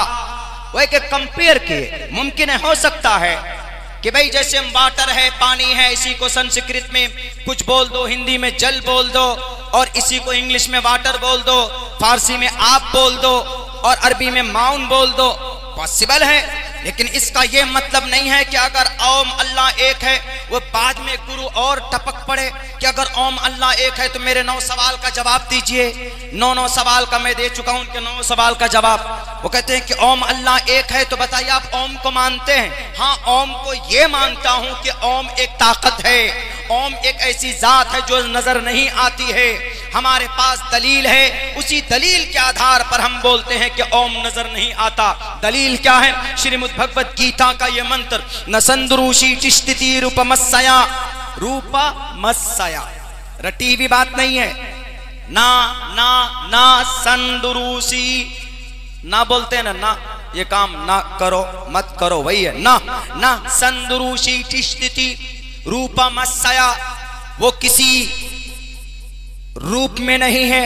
रूपमस्सया न चक्षुषा, न आंखों में चक्षुषा, न आंखों में आने वाली चीज। न संदरूषी तिष्ठति रूपमस्सया न चक्षुषा न पश्यते कश्चनैनम, परमात्मा नजर नहीं आता, ओम कहीं नजर नहीं आता, दिखता नहीं है, लेकिन क्या है, हर जगह पर है वो, हर जगह पर। नकास्ते विदिते दयो न पाषाणे न मूर्णमे भावुहि देवस्तस्मादु भावुहि कारलम, परमात्मा हर जगह पर है। न देवा मुरच्चलामिया, सिर्फ पत्थर में, लकड़ी में, कंकर में, पेड़ में, पौधे में नहीं है, बल्कि वो everywhere you can find the God and Lord, हर जगह पर आप रब को, अपने ईश्वर को पा सकते हो, ओम को पा सकते हो।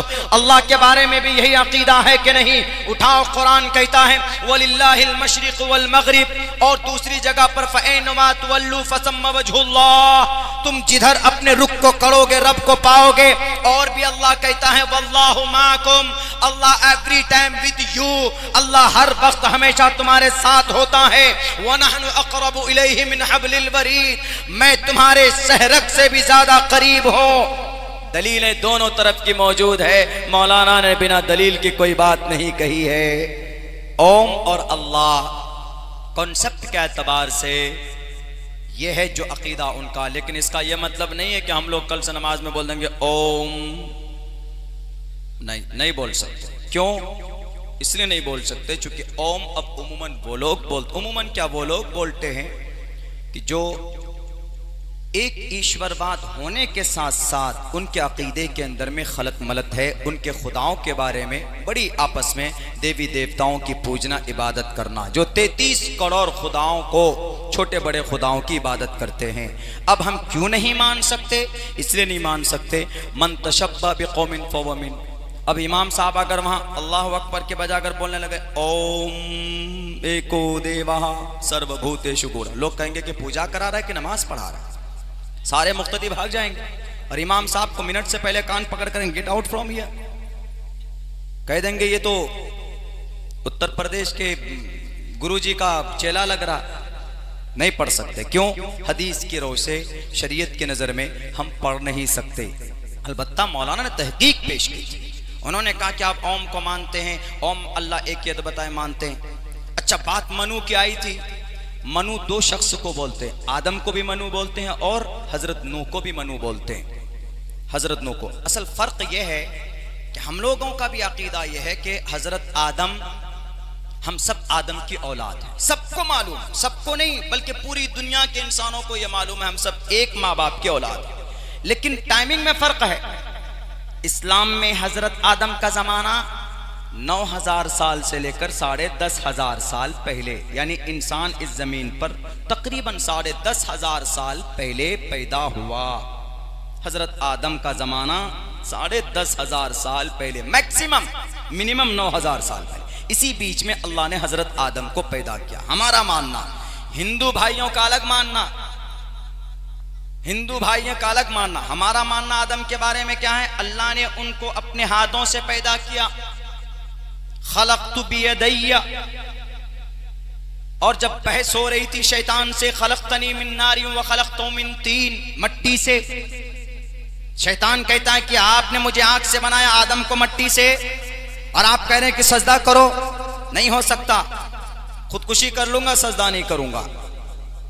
खैर, वो एक अलग मौका है, वो एक अलग उन्वान है, टॉपिक है, उसके ऊपर बात करने। लेकिन वलक़द खलक़नल इंसान मिन सलसालिन मिन हमइम मस्नून, सड़ी हुई मिट्टी, खनखनाती हुई, बचती हुई मिट्टी से आदम को पैदा किया। वनफ़ख़्तु फ़ीहि मिन रूही फ़क़अू लहू साजिदीन, मैंने मेरी रूह फूंकी उसमें। नफ़ख़्तु फ़ीहि मिन रूही, मैंने रूह फूंकी उसमें। यह हमारा अकीदा है। उसके बाद हजरत आदम से सबको पैदा किया। या अय्युहन्नास इन्ना खलक़नाकुम मिन ज़करिन व उन्सा व जअलनाकुम शुऊबन व क़बाइल लिताअरफ़ू व क़बाइल लिताअरफ़ू व क़बाइल लिताअरफ़ू इन्न अक्रमकुम इंदल्लाहि अत्क़ाकुम। सारे मर्द औरत उन्हीं से पैदा हुए। या अय्युहन्नास सुत्तक़ू रब्बकुम, अल्लाह तबारक व तआला कहता है कि भाई अपने रब से डरो तुम, इसलिए कि अल्लाह तबारक व तआला ने तुमको पैदा किया। एक मर्द से उस औरत को उन्हीं से हजरत आदम से पैदा किया। बाएं पसली में जो छोटी पसली उससे अम्मा हव्वा को पैदा किया। हजरत आदम को हजरत आदम की पसली से हव्वा को हव्वा क्यों बोलते हैं? चूंकि एक जिंदा इंसान, जिंदा मरे हुए नहीं, हजरत आदम सो रहे थे तो उसी बीच में अल्लाह तबारक व तआला ने उनको पैदा किया और गोश्त को ऑर्डर दिया उस जगह को पुर कर दे। वो गोश्त ने उस जगह को भर दिया। अम्मा हव्वा को देखकर औरत, हजरत आदम कौन हो तुम?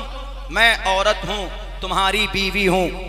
मैं औरत हूं, तुम्हारी बीवी। एक दूसरी रिवायत में हजरत मुजाहिद फरमाते हैं कि हजरत आदम देखते ही फौरन उनको टच करने लगे। यानी ऐसी कशिश थी उनको, यानी औरत में कशिश होती है। अल्लाह ने कुदरती तौर पर, फितरी तौर पर ये चीज उनके अंदर रखी। देखेंगे ना, वो मैं बोला करता हूं ना कभी कभी कि औरत की आवाज में कशिश होती है।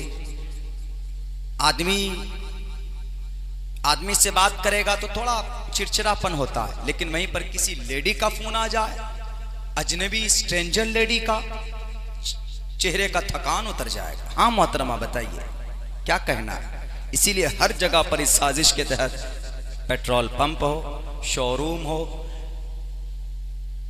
एयरपोर्ट वगैरह में तो टोटल एयर होस्टेस लेडी ही लेडी, एकदम बिल्कुल 15 साल से लेकर 30 साल 25 साल तक की उम्र की बच्चियों को वो एयर होस्टेस बता देते। वो इतने प्यार से बातें करेंगे आपको, इतनी मुहज्जब तहजीब से कि भाई आप अगर घर से परेशान होकर के आए तो आप कुछ देर के लिए रिलैक्स महसूस कीजिएगा। ये साजिश, चूंकि कशिश अल्लाह ने कुदरती तौर पर रखी हुई, उनकी आवाज में कशिश है, इसलिए अल्लाह ने कहा कि फ़क़ऊ लहू, कुरान करीम में या निसा अन्नबी लस्तुन्न कअहदिम मिनन निसा इन इत्तक़ैतुन्न फ़ला तख़ज़अन बिलक़ौल। अगर किसी औरत से अगर कोई बात करे चाहे तो औरत को चाहिए कि सख्ती से बात करे। क्यों? क्योंकि औरत की आवाज में कशिश होती है। हर कोई बात करना चाहता है, बल्कि बाज लड़के तो ऐसे हैं आजकल के जमाने में, अपने दोस्तों के सामने देखो मैं अपने गर्लफ्रेंड से बात कर रहा हूं, तुम क्या हो, लल्लू और टल्लू हो तुम, देखो मैं बात कर रहा हूं, भले ही वो कुरान और शरीयत के खिलाफ हो, गलत बात है। तो हजरत आदम की बाएं पसली से अम्मा हव्वा को पैदा किया, तो इसीलिए उनको हव्वा, हबीयतुन के माने जिंदा, जिंदा शख्स से पैदा करना, इसलिए उनको अम्मा हव्वा बोलते हैं। ये कुरान का अकीदा है। महाभविष्य पुराण में भी कहा गया ओम और हवियवती आदम, ओम से मुराद आदम, ओम और हवियवती विष्णु के गीली मिट्टी से पैदा हुए, प्रदान नगर में उनको रखा गया, कली दोबारा ठग लिए गए, उन दोनों को बाहर इस दुनिया के अंदर भेज दिया गया। तफसील का मौका नहीं है, लेकिन कुरान में यही मैसेज है ना। अल्लाह ने मना किया था, जन्नत में रखा कि इस दरख्त के करीब मत जाना, दाना खाया फौरन बाहर हो गए। उसके बाद फिर अल्लाह तबारक व तआला ने इस दुनिया को आबाद किया। जो मैसेज कुरान में, वही मैसेज महाभविष्य, ये ब्रह्म पुराण में, भविष्य पुराण में मौजूद है। अगर कभी जैन मुनि लोकेश आएगा, मैं सिर्फ ये कहूँगा कि बताइए इसका क्या अर्थ है। ओम और हवियवती विष्णु के गीली मिट्टी से पैदा हुए, प्रदान नगर के एक गार्डन में उन्हें रखा गया, कली दोबारा वो दोनों ठग लिए गए, यानी शैतान के जरिए, कली मीन्स शैतान, शैतान के जरिए वो ठग लिए गए। मौलाना अरशद मदनी के सामने तो बड़े चीख रहे थे, कोई ओम नहीं, कोई मन्नू नहीं, कोई अल्लाह नहीं। भविष्य पुराण को क्या जवाब दोगे? भविष्य पुराण लेकर पहुंचूंगा। यकीनन अगर जमीर जिंदा है तो आओ बैठो और समझो और पढ़ो और अपनी बातें वापस लो। कोई भी बात हमारे अकाबिर बिना दलील के नहीं कहते, ये बात जहन में घुसा लेना। हमारे जैन मुनि लोकेश साहब, मेरी खुद की आदत है बिना दलील, बिना प्रूफ के कोई बात हम नहीं लोगों के सामने लाते। तहकीकी बात होनी चाहिए, मुदल्लल और मुस्तदल बात होनी चाहिए। मन कज़बा अलैया मुतअम्मिदन फल्यतबव्वा मक़अदहु मिनन नार। चाहे वह कुरान की बात हो, चाहे वो शरीयत की बात हो, वो तो है ही, लेकिन दुनियावी एतबार से भी अगर आप कोई रिसर्च करके लोगों के बीच रखते हैं तो उसकी तहकीक कर लीजिए मुकम्मल तौर पर। वरना वैसी सुनी सुनाई बात व्हाट्सएप में, फेसबुक में कोई चीज आपने पढ़ी, कोई स्टोरी लोगों के सामने बयान कर दिया, बिल्कुल नहीं। For being a liar, it is enough to spread the message without trying to know। बिना तहकीक किए हुए कोई बात सुनी सुनाई आगे बढ़ा देना, उससे बड़ा झूठा कोई नहीं हो सकता। अल्लाह के नबी भी साफ लफ्जों में कहते हैं कि भाई झूठा वो आदमी है, वो शख्स है जो आदमी सुनी सुनाई हुई बात दूसरों तक पहुंचा देता है और उसकी तहकीक नहीं करता है तो उससे बड़ा झूठा कोई नहीं इस जमीन पर। बैरक है, तहकीक बात होनी चाहिए तहकीक की। अब आइए, अल्लाह के नबी अलैहिस्सलातु वस्सलाम की जिंदगी का एक मौका कौन उठाता? 1939 में 1 सितंबर को इस दुनिया के अंदर दूसरी बड़ी जंग होती जिसको सेकेंड वर्ल्ड वॉर कहते हैं। हम अक़वाम मुत्तहिदा की बुनियाद कैसे डाली गई, हम उस चीज को पेश करते हैं। वो अल्लाह के नबी की जिंदगी से एक वाक़े को उठाया, उन्होंने उस चीज को देखकर कहा कि भाई अगर इस मसले का हल कहीं हो सकता है तो अल्लाह के नबी की जिंदगी से या तो कुरान से, कुरान में तहकीक की तो थोड़ा बहुत मिला, लेकिन मोहम्मद की जिंदगी में पूरा मसला ही यहूदियों का हल हो गया और उन्होंने मोहम्मद की उस जिंदगी के वाक़े को के बुनियाद पर उन्होंने अक़वाम मुत्तहिदा की बुनियाद डाली। अब आइए वो क्या चीज़ है। अल्लाह के नबी अलैहिस्सलातु वस्सलाम की उम्र 20 साल थी, उस वक्त में यह वाक़या पेश आया था। उसी वाक़े को देखकर यहूदियों ने अपनी उस तंजीम की बुनियाद डाली। अक़वाम मुत्तहिदा की बुनियाद क्यों डाली गई? 1939 में दूसरी जंग अजीम हुई थी, सेकेंड वर्ल्ड वॉर, जिसमें तकरीबन 5 करोड़ लोग मारे गए थे।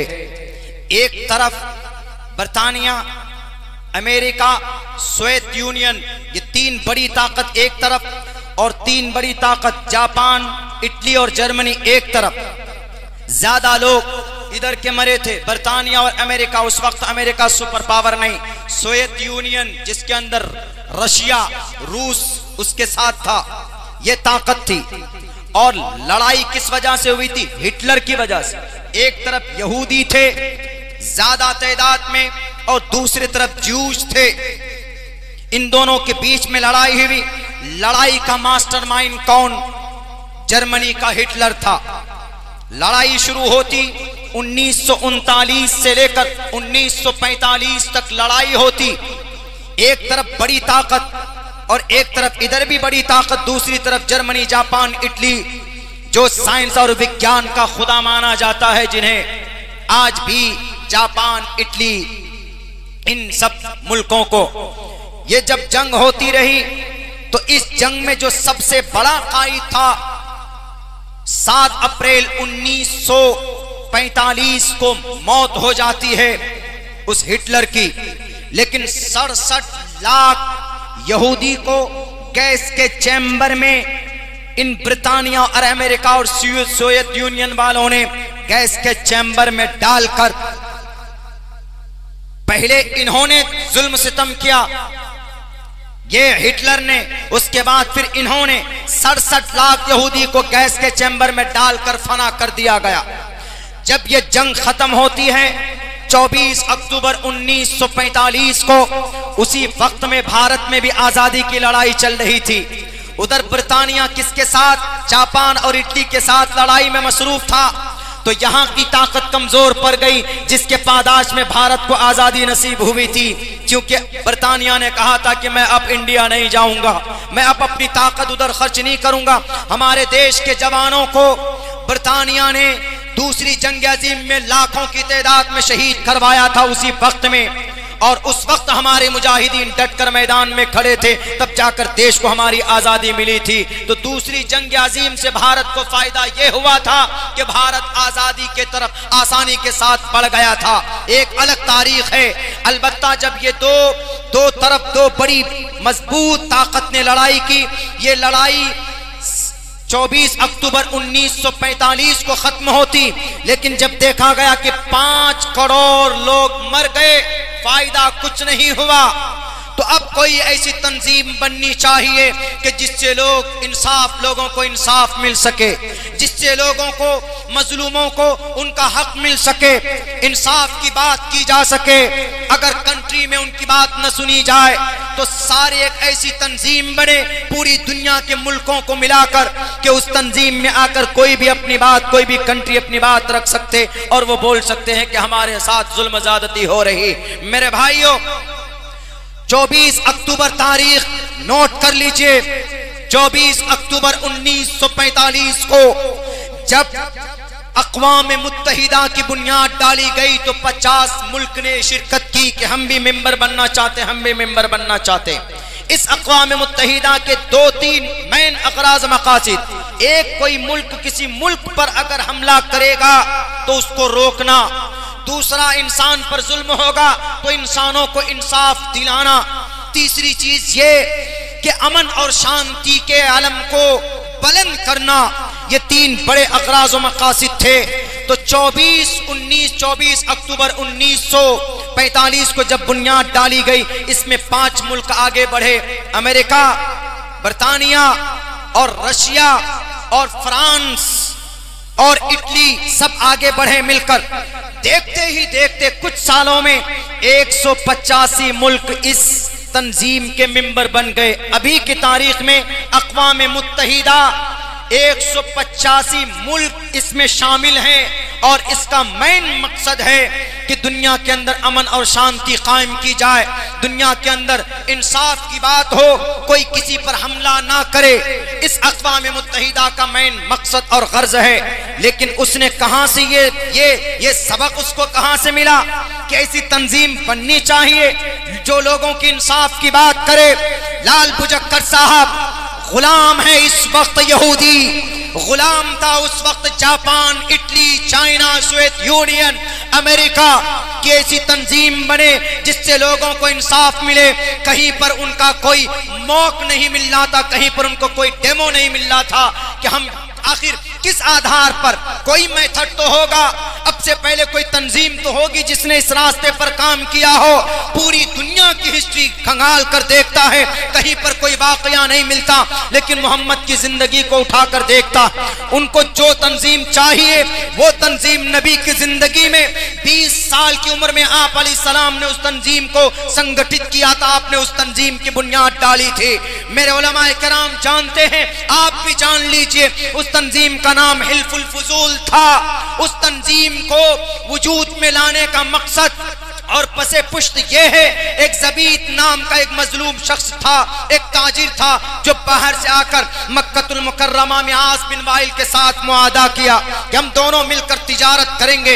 लेकिन जब मुनाफा, उस मुनाफे को आस बिन वाइल लूट लिया, ये बेचारा मजलूम, ये बेचारा अपने आप को बेयार और मददगार समझता महसूस करता, कोई इसकी मदद के लिए आगे नहीं आया। तो एक पहाड़ी पर जाकर खड़े होकर ऐलान करता, क्या कोई मर्द नहीं है जो मुझे इंसाफ दिला सके? क्या कोई इंसाफ परस्त नहीं है? नबी के कान में आवाज पहुंचती। हमारे नबी उस वक्त नबी नहीं थे, सिर्फ 20 साल के घट्टे घट्टे जवान थे, लेकिन आप इंसाफ पसंद थे। आप अलैहिस्सलाम ने रुआसाए मक्का को बुलाया, सबको बुला करके कहा कि आप लोगों को शर्म नहीं आती? आपके बीच में एक परदेसी बाहर से आया है और इसके ऊपर जुल्म हो रहा है, आप बैठे हुए देखते हैं। सबने कहा क्या करना चाहिए मोहम्मद इब्न अब्दुल्ला? कहा कि एक तंजीम बनाओ। का नाम क्या होगा? कहा कि उस तंजीम का नाम हिल्फुल फुजूल होगा। हल्फुल फुजूल नहीं, हिल्फुल फुजूल। फुजूल क्यों? क्योंकि उसमें जो रुआसाए मक्का थे उसमें कई सारे रईस मक्का का नाम फुजूल फजल था, इसीलिए उनका नाम दिया गया हिल्फुल फुजूल। अर्रहीकुल मख्तूम की यह तहकीक है, अगरचे अहले हदीस आलिम की वह किताब है सीरत की, लेकिन मजबूत किताब है, पढ़िए। तो उन्होंने हिल्फुल फुजूल एक तंजीम की बुनियाद डाली और उस तंजीम का मकसद इंसाफ दिलाना, मजलूम के साथ खड़े होकर आवाज में आवाज मिलाकर उनको इंसाफ दिलाना और किसी के ऊपर कोई जुल्म ज्यादती न करना। यहूदियों ने देखा जो हम बनाना चाहते हैं वो मोहम्मद की जिंदगी में मौजूद है और पैटर्न वही रखा। जैसे यहूदियों ने, अल्लाह के नबी ने कई सारे कबीले, कई सारे बड़े सरदारों को बुलाकर तंजीम बनाया था, आपने कमेटी बनाई। तो अब यहूदियों ने भी कहा कि हमारा मेथड चेंज नहीं होगा, क्योंकि हमको यकीन है, यहूदी जानता है कि मोहम्मद वो शख्स है जो कभी भी फेल्योर नहीं हुआ, जो कभी भी अपने मिशन के अंदर नाकाम नहीं हुआ, वो नाकाम होकर भी कामयाब। सुलह हुदैबिया में बज़ाहिर दिखता था कि मोहम्मद नाकाम हो गए, लेकिन उसको इन्ना फतहना लका फतहम मुबीना करार दिया गया। यहूदियों ने रिसर्च की, वो तंजीम के बेस पर हिल्फुल फुजूल को देखकर आज अक़वाम मुत्तहिदा की बुनियाद डाली गई। 24 अक्टूबर 1945 को दुनिया कॉपी करती है मोहम्मद के तरीके को, दुनिया मानती है मोहम्मद के तरीके को, क्योंकि अल्लाह के नबी फरमाते हैं, अल्लाह खुद कुरान में कहता है, मन अता अल्लाह व रसूल, जो अल्लाह और उसके रसूल की इत्तिबा करेगा, रसूल के मेथड को अपनाएगा, फकद फाज, यकीनन वो कामयाब होगा।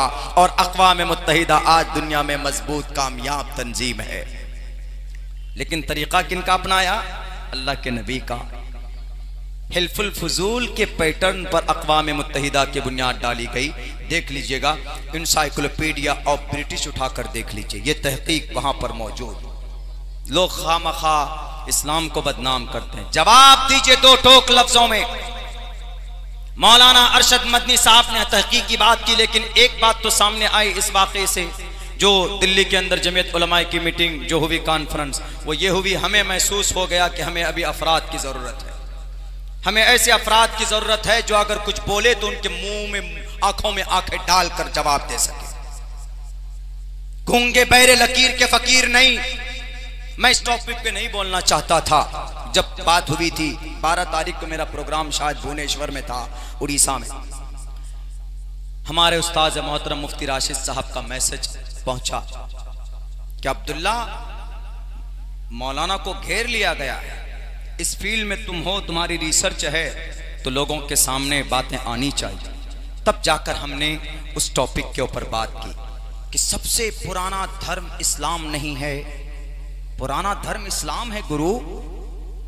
लोग अगर बोलते हैं कि 1450 साल पहले आया, तो उसको ऐसे समझिए, एक घर है,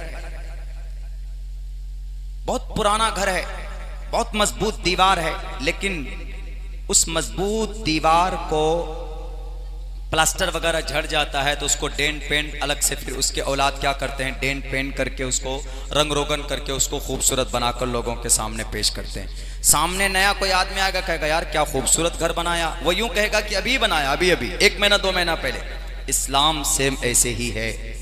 मोहम्मद रसूलुल्लाह ने डेंट पेंट किया है।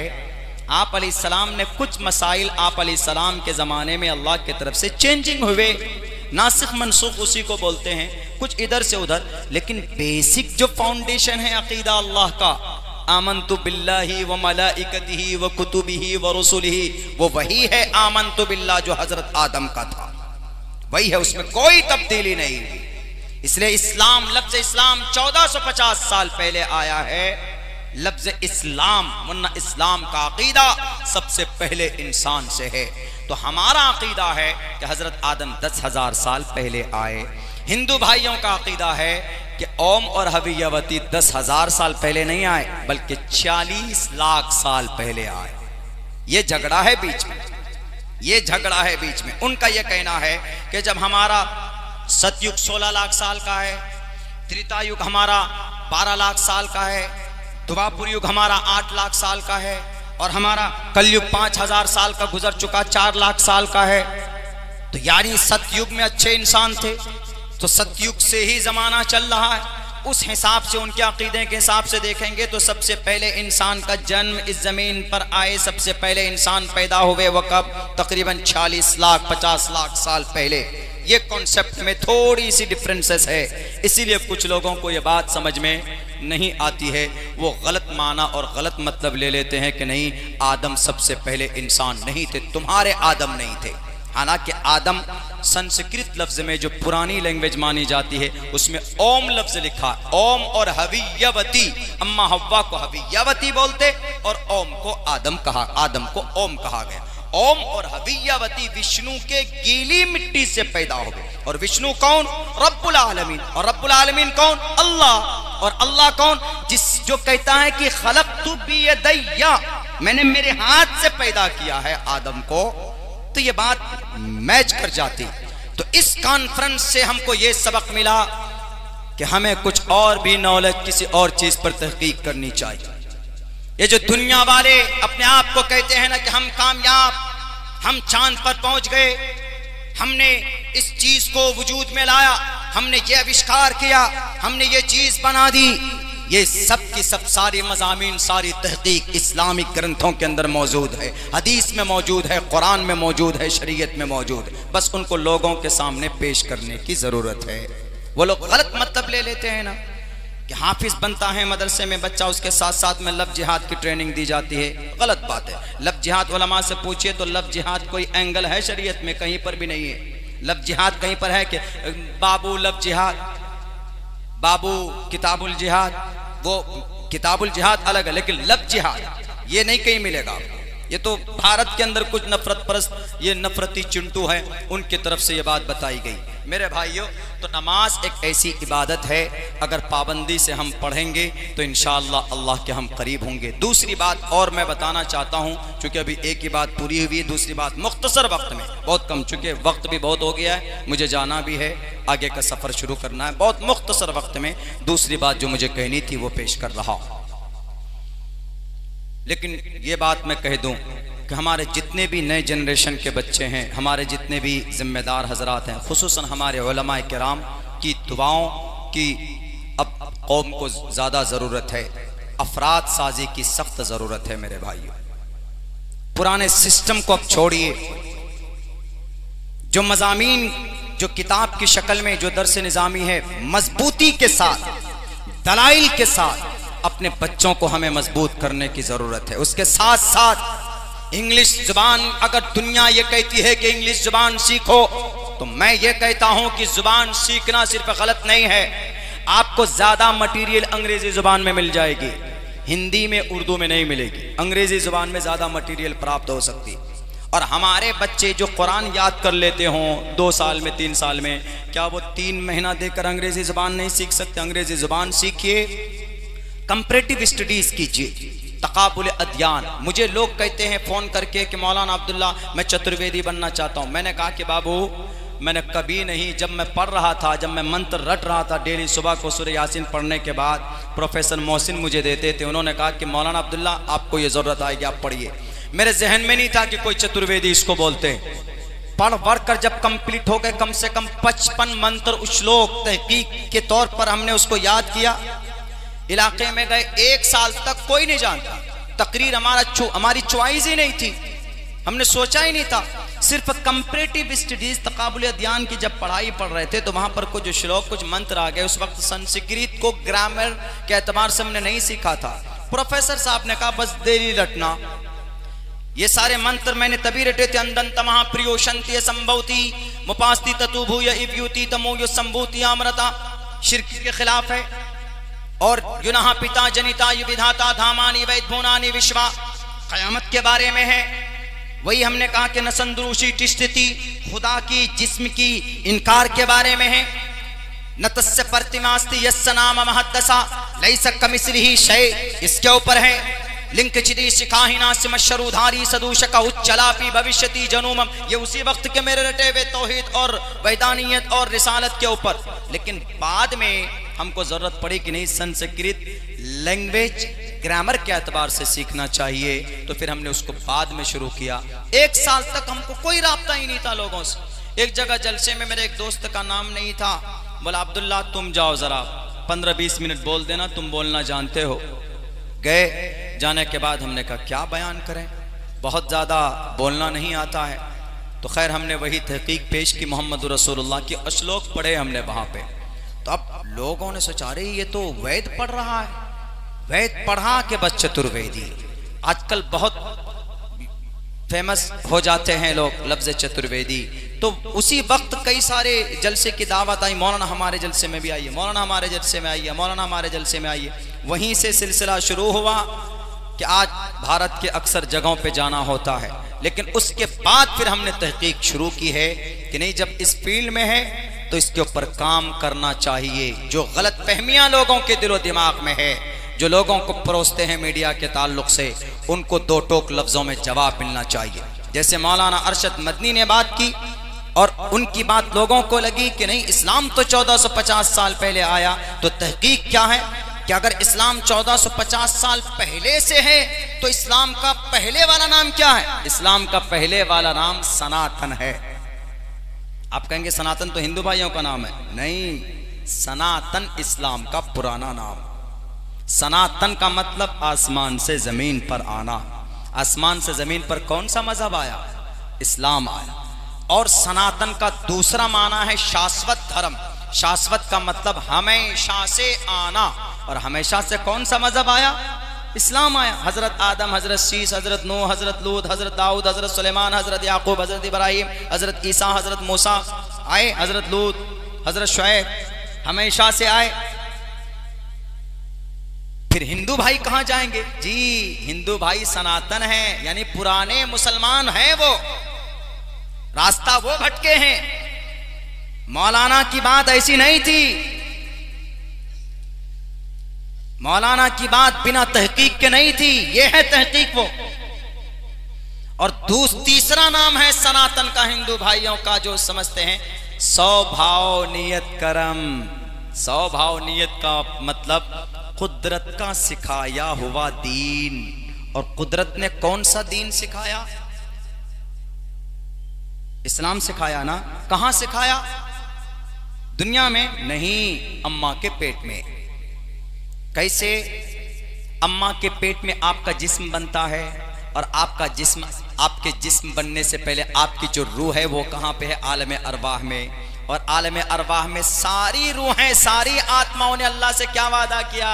You are my God. अल्लाह ने सबसे कहा ना, ये लाल बुजक्कर की भी रूह थी वहां पे, ये 1.5 आंख वाले बाबा जी जो हैं हमारे हरिद्वार के, ये भी थे वहां पे। अल्लाह ने सारी रूहों से कहा, अलस्तु बिरब्बिकुम, मैं तुम्हारा रब नहीं हूं? बताओ सब ने कहा। अल्लाह जानता था कि ये जाकर के पार्टी बदल लेंगे, माँ के पेट से निकलेंगे, ये अपने चेंज कर देंगे मेथड, इनके अम्मी अब्बा को देख करके अपना अकीदा सब कुछ बदल लेंगे। इसीलिए अल्लाह ने वादा कर लिया पहले। अल्लाह ने कहा अलस्तु बिरब्बिकुम। कभी होता है ना, जब सरकार बनती है विधानसभा में, तो सारे एमएलएस को बिठा करके पार्टी जो पार्टी, भाई क्या आप लोग मेरे साथ हो कि नहीं? हाँ सर, हम आपके साथ हैं, बिल्कुल। आपके टिकट पे आपके पार्टी से आए हैं तो हम आपके साथ हैं। एकदम वादा करता है। पार्टी का जो सीनियर होता है, जो पार्टी का अध्यक्ष होता है, वादा लेता है। क्यों? कि ताकि कहीं ये भटक ना जाए। लेकिन अगर भटके तो सरकार गिर जाती है। ये सिस्टम है दुनिया का। तो ये अल्लाह ने, मैं समझाने के लिए सिर्फ बोल रहा हूं, अल्लाह ने वादा लिया, अरे जाने के बाद बदल तो नहीं जाओगे, किसी और को खुदा तो नहीं मानोगे, तुम्हारा खुदा कौन? अल्लाह ने वादा करा। सबने कहा कि अल्लाह आप मेरे खुदा।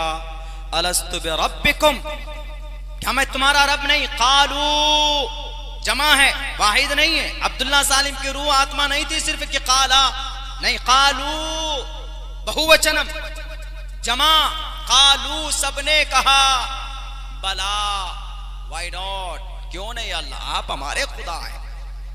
अल्लाह तबारक व तआला के सामने। तब अल्लाह ने कहा ठीक है, मुझे एक अल्लाह मानती हो ना? हाँ ठीक है। अब जाओगे दुनिया में तो वहां पर कुदरत ने सिखाया अपना दीन, फितरत अल्लाहिल्लज़ी फतरन्नास अलैहा।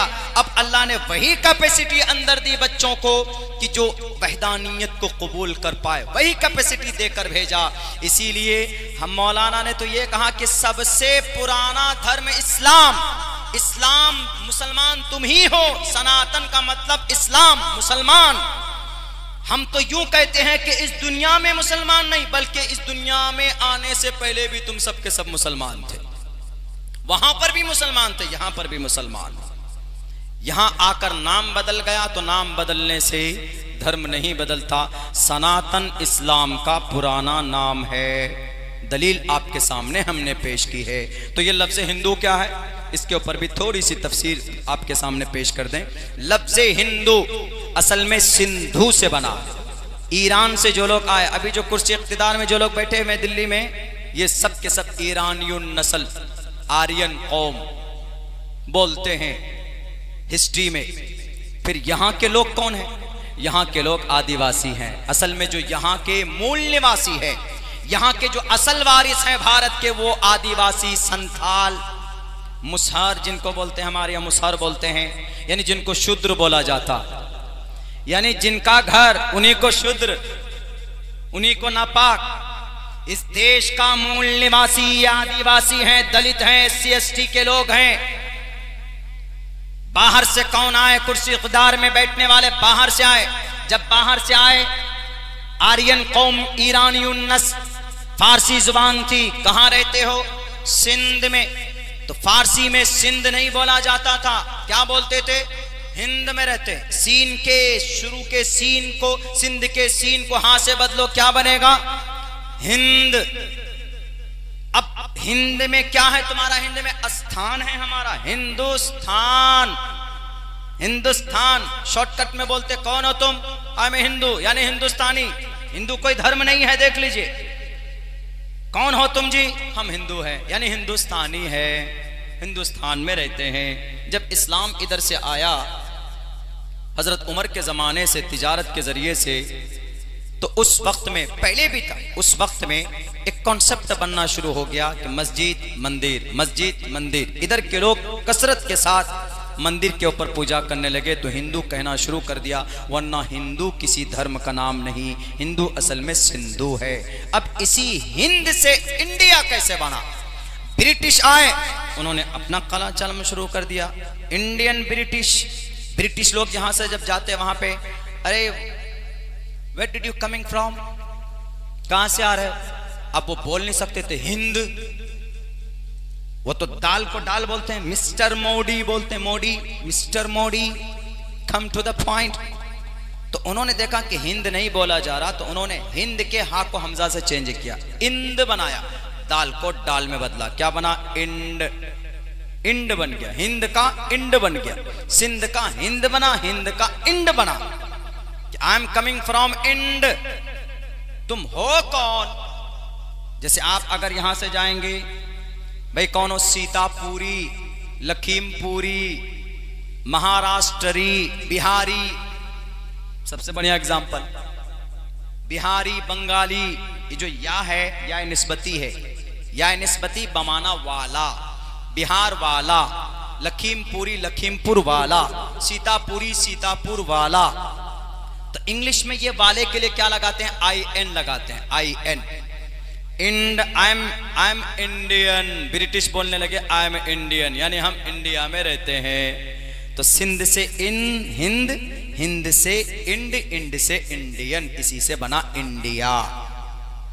ये इंडिया अंग्रेज लोगों ने बना। ये है तहकीक। लफ्ज हिंदू कोई कौम या किसी मजहब का नाम नहीं है। तो ऐसे अफराद की ज़रूरत है जो छोटी छोटी बातों के ऊपर तहकीक करे, तब ताकि अगर कोई मसला सामने आए तो लोग उसको मुकम्मल तौर पर उसको जवाब दे सके। मेरे भाइयों, दूसरी बात बस ये थी, 4 मिनट में अपनी बात ख़त्म कर रहा हूँ।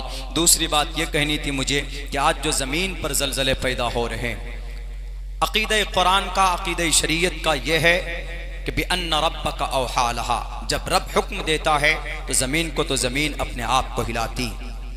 क्यों? अल्लाह के नबी फरमाते हैं कि जब कसरत शराब, जब शराब आम हो जाए, कसरत जिना, जिना आम हो जाए। जिना आम है कि नहीं? चैटिंग, फिर डेटिंग, फिर कटिंग। पहले चैट करना दुनिया की किसी भी शरीयत में गुनाह नहीं, इस्लाम के अलावा। चैट करना, बातचीत आपस में, hello how are you, I am your bosom friend, मैं तुम्हारा दोस्त हूं। वैलेंटाइंस डे 24 फरवरी की रात को गुलाब का फूल, और सारे दुनिया के गुनाह, सारे गुनाह करते हैं, शराब पीते हैं नशे में धुत होकर। जब शराब की कसरत हो जाए तो अम्मा आयशा फरमाती हैं कि जलजले का इंतजार करो। और कसरत जिना, ये जिना का पहला स्टेप है। Hello how are you mobile के जरिए बहुत आसान हो गया। रातों को 2-2 घंटे तक बात करते हो अपनी अपनी गर्लफ्रेंड से, कुछ मिलेगा? कुछ नहीं, सिर्फ एक अट्रैक्शन होता है। लेकिन जब कसरत जिना हो तो फिर अल्लाह तबारक व तआला अजाब नाजिल फरमाता है। 3 बड़े गुनाह, कसरत शराब, कसरत जिना और कसरत गाना। कसरत गाना, फिल्म रिलीज हुई नहीं अभी बांग्लादेश में, परसों ये 5 तारीख को एक प्रोग्राम था, 5 तारीख को। उस प्रोग्राम में हमने कहा कि हमारे बच्चे गाना बहुत याद रखते हैं, कुरान करीम याद नहीं रखते। एक साहब बोला कि नहीं मौलाना, हमको कुरान याद। हमने कहा आपको है, लेकिन इस मजमे में बहुत कम लोगों को। हमने कहा कि ठीक है, मैं बोलता हूँ, देखिए अभी दोनों का एग्जाम हो जाता है। तो मैंने बोला कि लूट ली महफिल, ऐसे कोई गाना है अभी जो फिल्म आई। तो एक बच्चा क्या बोलता फट से, पठान का गाना, उंगली उठा के, पठान का गाना। हमने कहा वाह। हमने कहा कि बेशरम रंग, बोलता ये भी पठान का गाना। मेरे ख्याल से 7 साल या 8 साल की उम्र रही होगी। हमने कहा चलो बेटा, इसमें तो पास हो गए 100 नंबर से। अब बताओ, कुल हुवल्लाहु अहद अल्लाहुस समद लम यलिद वलम यूलद वलम यकुल लहू कुफुवन अहद, यह क्या? ऐसे देख रहा हूं। हमने कहा बोलो क्या है? बोलता क्या मौलाना मैं उर्दू नहीं जानता हूं। हमने कहा ये उर्दू है, कुल हुवल्लाहु अहद। बोला हाँ उर्दू ही बोल रहे हैं ना आप, तो ये वही है।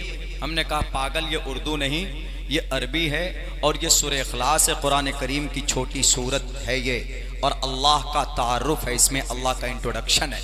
हमने कहा कि यह है हिसाब। देखिए, गाना रिलीज होने से पहले फिल्म गाने रिलीज कर दिए जाते, और जनाब सबसे पहले हमारे नौजवानों के मोबाइल में गाना सुनने को कान लगाकर गाना ही गाना सुनते, गाना ही गाना सुनते। गाना सुनोगे अल्लाह तबारक व तआला तुम्हारे कान में शीशा पिघला कर डालेगा। कुरान पढ़ोगे, अगर अटक कर भी पढ़ोगे तो अल्लाह तबारक व तआला एक हर्फ पर 2 अज्र देगा, डबल अज्र देगा, डबल। अगर कोई स्लेस पढ़ता है आराम से इत्मीनान से अटकता नहीं है तो 1 अज्र है, 1 नेकी 10 गुना अज्र है। लेकिन अगर कोई अटक कर पढ़ता है तो उसको 20 अज्र दिया जाता है, यानी 2 नेकी गुना बढ़ा कर दिया जाता है। इसलिए मेरे नौजवानों, ये 3 गुना जब कसरत से हो, कसरते शराब, कसरते जिना, कसरते गाना जब सुनने लगे तो अल्लाह तबारक व तआला फिर इस जमीन को ऑर्डर देता है कि हिलाओ अपने आप को। ये जमीन हिलती है, दफन हो जाते हैं। तुर्की के अंदर 75,000 लोग मौत के मुंह में चले गए आज तक। डेली कम से कम 200-300 लाशें आज भी निकाली जा रही है। साइंस का कहना है कि मौलाना आपकी बात सही नहीं। क्यों जी? ये टेक्टोनिक प्लेट आपस में मिलते हैं, हिलते हैं। इसे टेक्टोनिक प्लेट है, 7 हिस्सों में है इस जमीन की प्लेट। ये जमीन 7 हिस्सों में है, टेक्टोनिक प्लेट में बटी हुई। हमारा भारत एक अलग प्लेट में है। ये हिमालय, उत्तराखंड, ये जो ये आपके करीब में जो ये हिमालय पहाड़ है, ये टेक्टोनिक प्लेट के बीच में है। उधर जो चाइना है वो एक अलग प्लेट में। ये दोनों प्लेटें जब मिलती है तो हिमालय पहाड़ की ऊंचाई और बढ़ती। देख लीजिएगा आपके हर साल कुछ न कुछ सेंटीमीटर हिमालय पहाड़ की ऊंचाई बुलंदी बढ़ रही है। साइंस के एतबार से कैसे कि टेक्टोनिक प्लेट आपस में जब मिलते हैं जहां पे, तो जहां जहां टेक्टोनिक प्लेट का जोड़ है वहां पर जलजले ज्यादा आते हैं। यही वजह है कि नेपाल में जलजले ज्यादा रिकॉर्ड किए जाते, चूंकि वहां पे टेक्टोनिक प्लेट का एक जोड़ है। साइंस का ये कहना है कि अब टेक्टोनिक प्लेट हिलती क्यों है? इसलिए हिलती है कि टेक्टोनिक प्लेट के नीचे जो मेंटल है, मेंटल, हम लोग जिस जमीन पर हैं ये 35 किलोमीटर दूर तक मट्टी है। 35 किलोमीटर दूर तक नीचे जाएंगे तो उसके बाद लावा मिलेगा। ये 35 किलोमीटर दूर तक ये क्रिस्टल है, इसके बाद मेंटल शुरू होता है। तो इस वो मेंटल 3500 किलोमीटर दूर तक, जिसमें आग है, आग, उसमें लोहा भी है। उस मेंटल के नीचे जाएंगे तो आउटर कोर आता है जिसमें और सख्त आग है, तेज आग है। वो 5000 किलोमीटर तक नीचे जाता है। उसके और नीचे जाएंगे 7500 किलोमीटर, 7500 किलोमीटर, उसको इनर कोर बोलते हैं विज्ञान की लैंग्वेज में। और वहां काली आग पाई जाती है, यानी खतरनाक आग। चंद सेकंडों में आदमी गल जाता है और वहां पर भी लोहा पाया जाता। वह अनज़लनल हदीद फीही बासुन शदीद। तो यही चीजें, यही लावा जब जुम्बिश ऊपर को, तो ये टेक्टोनिक प्लेट आपस में हिलती। जहां टेक्टोनिक प्लेट मिले कि वहीं से वाइब्रेशन पैदा होता है, एक थरथर कपकपाहट पैदा होती है। उसके बाद फिर दुनिया ऊपर जो जमीन पर जो घर बसे हुए होते हैं, बने हुए, वो फिर घर के अंदर तबाही आती। लेकिन बात यह है कि साइंस का अपना नजरिया ठीक, लेकिन इन प्लेट को, इन लावा को ऑर्डर देता कौन है? अल्लाह ही ऑर्डर देता है। बिअन्ना रब्बका वहालहा। इसलिए मैं आखिर वक्त में ये कहूँगा कि मेरे भाइयों, एक तो नमाज की पाबंदी कीजिए, और दूसरी बात ये कि हम लोग इन गुनाहों से, शराब से, कसरत जिना से और कसरत गाना, नौजवान कुरान पढ़ना सीखो। एक हर्फ पर अल्लाह तबारक व तआला डबल डबल अज्र देगा।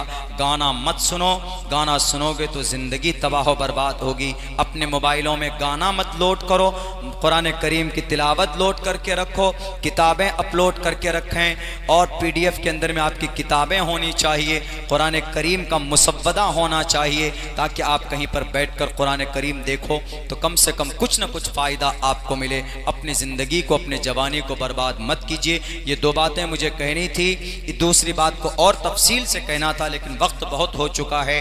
बस कहने सुनने से ज़्यादा हम तमाम मुसलमानों को उस पर अमल की ज़रूरत है।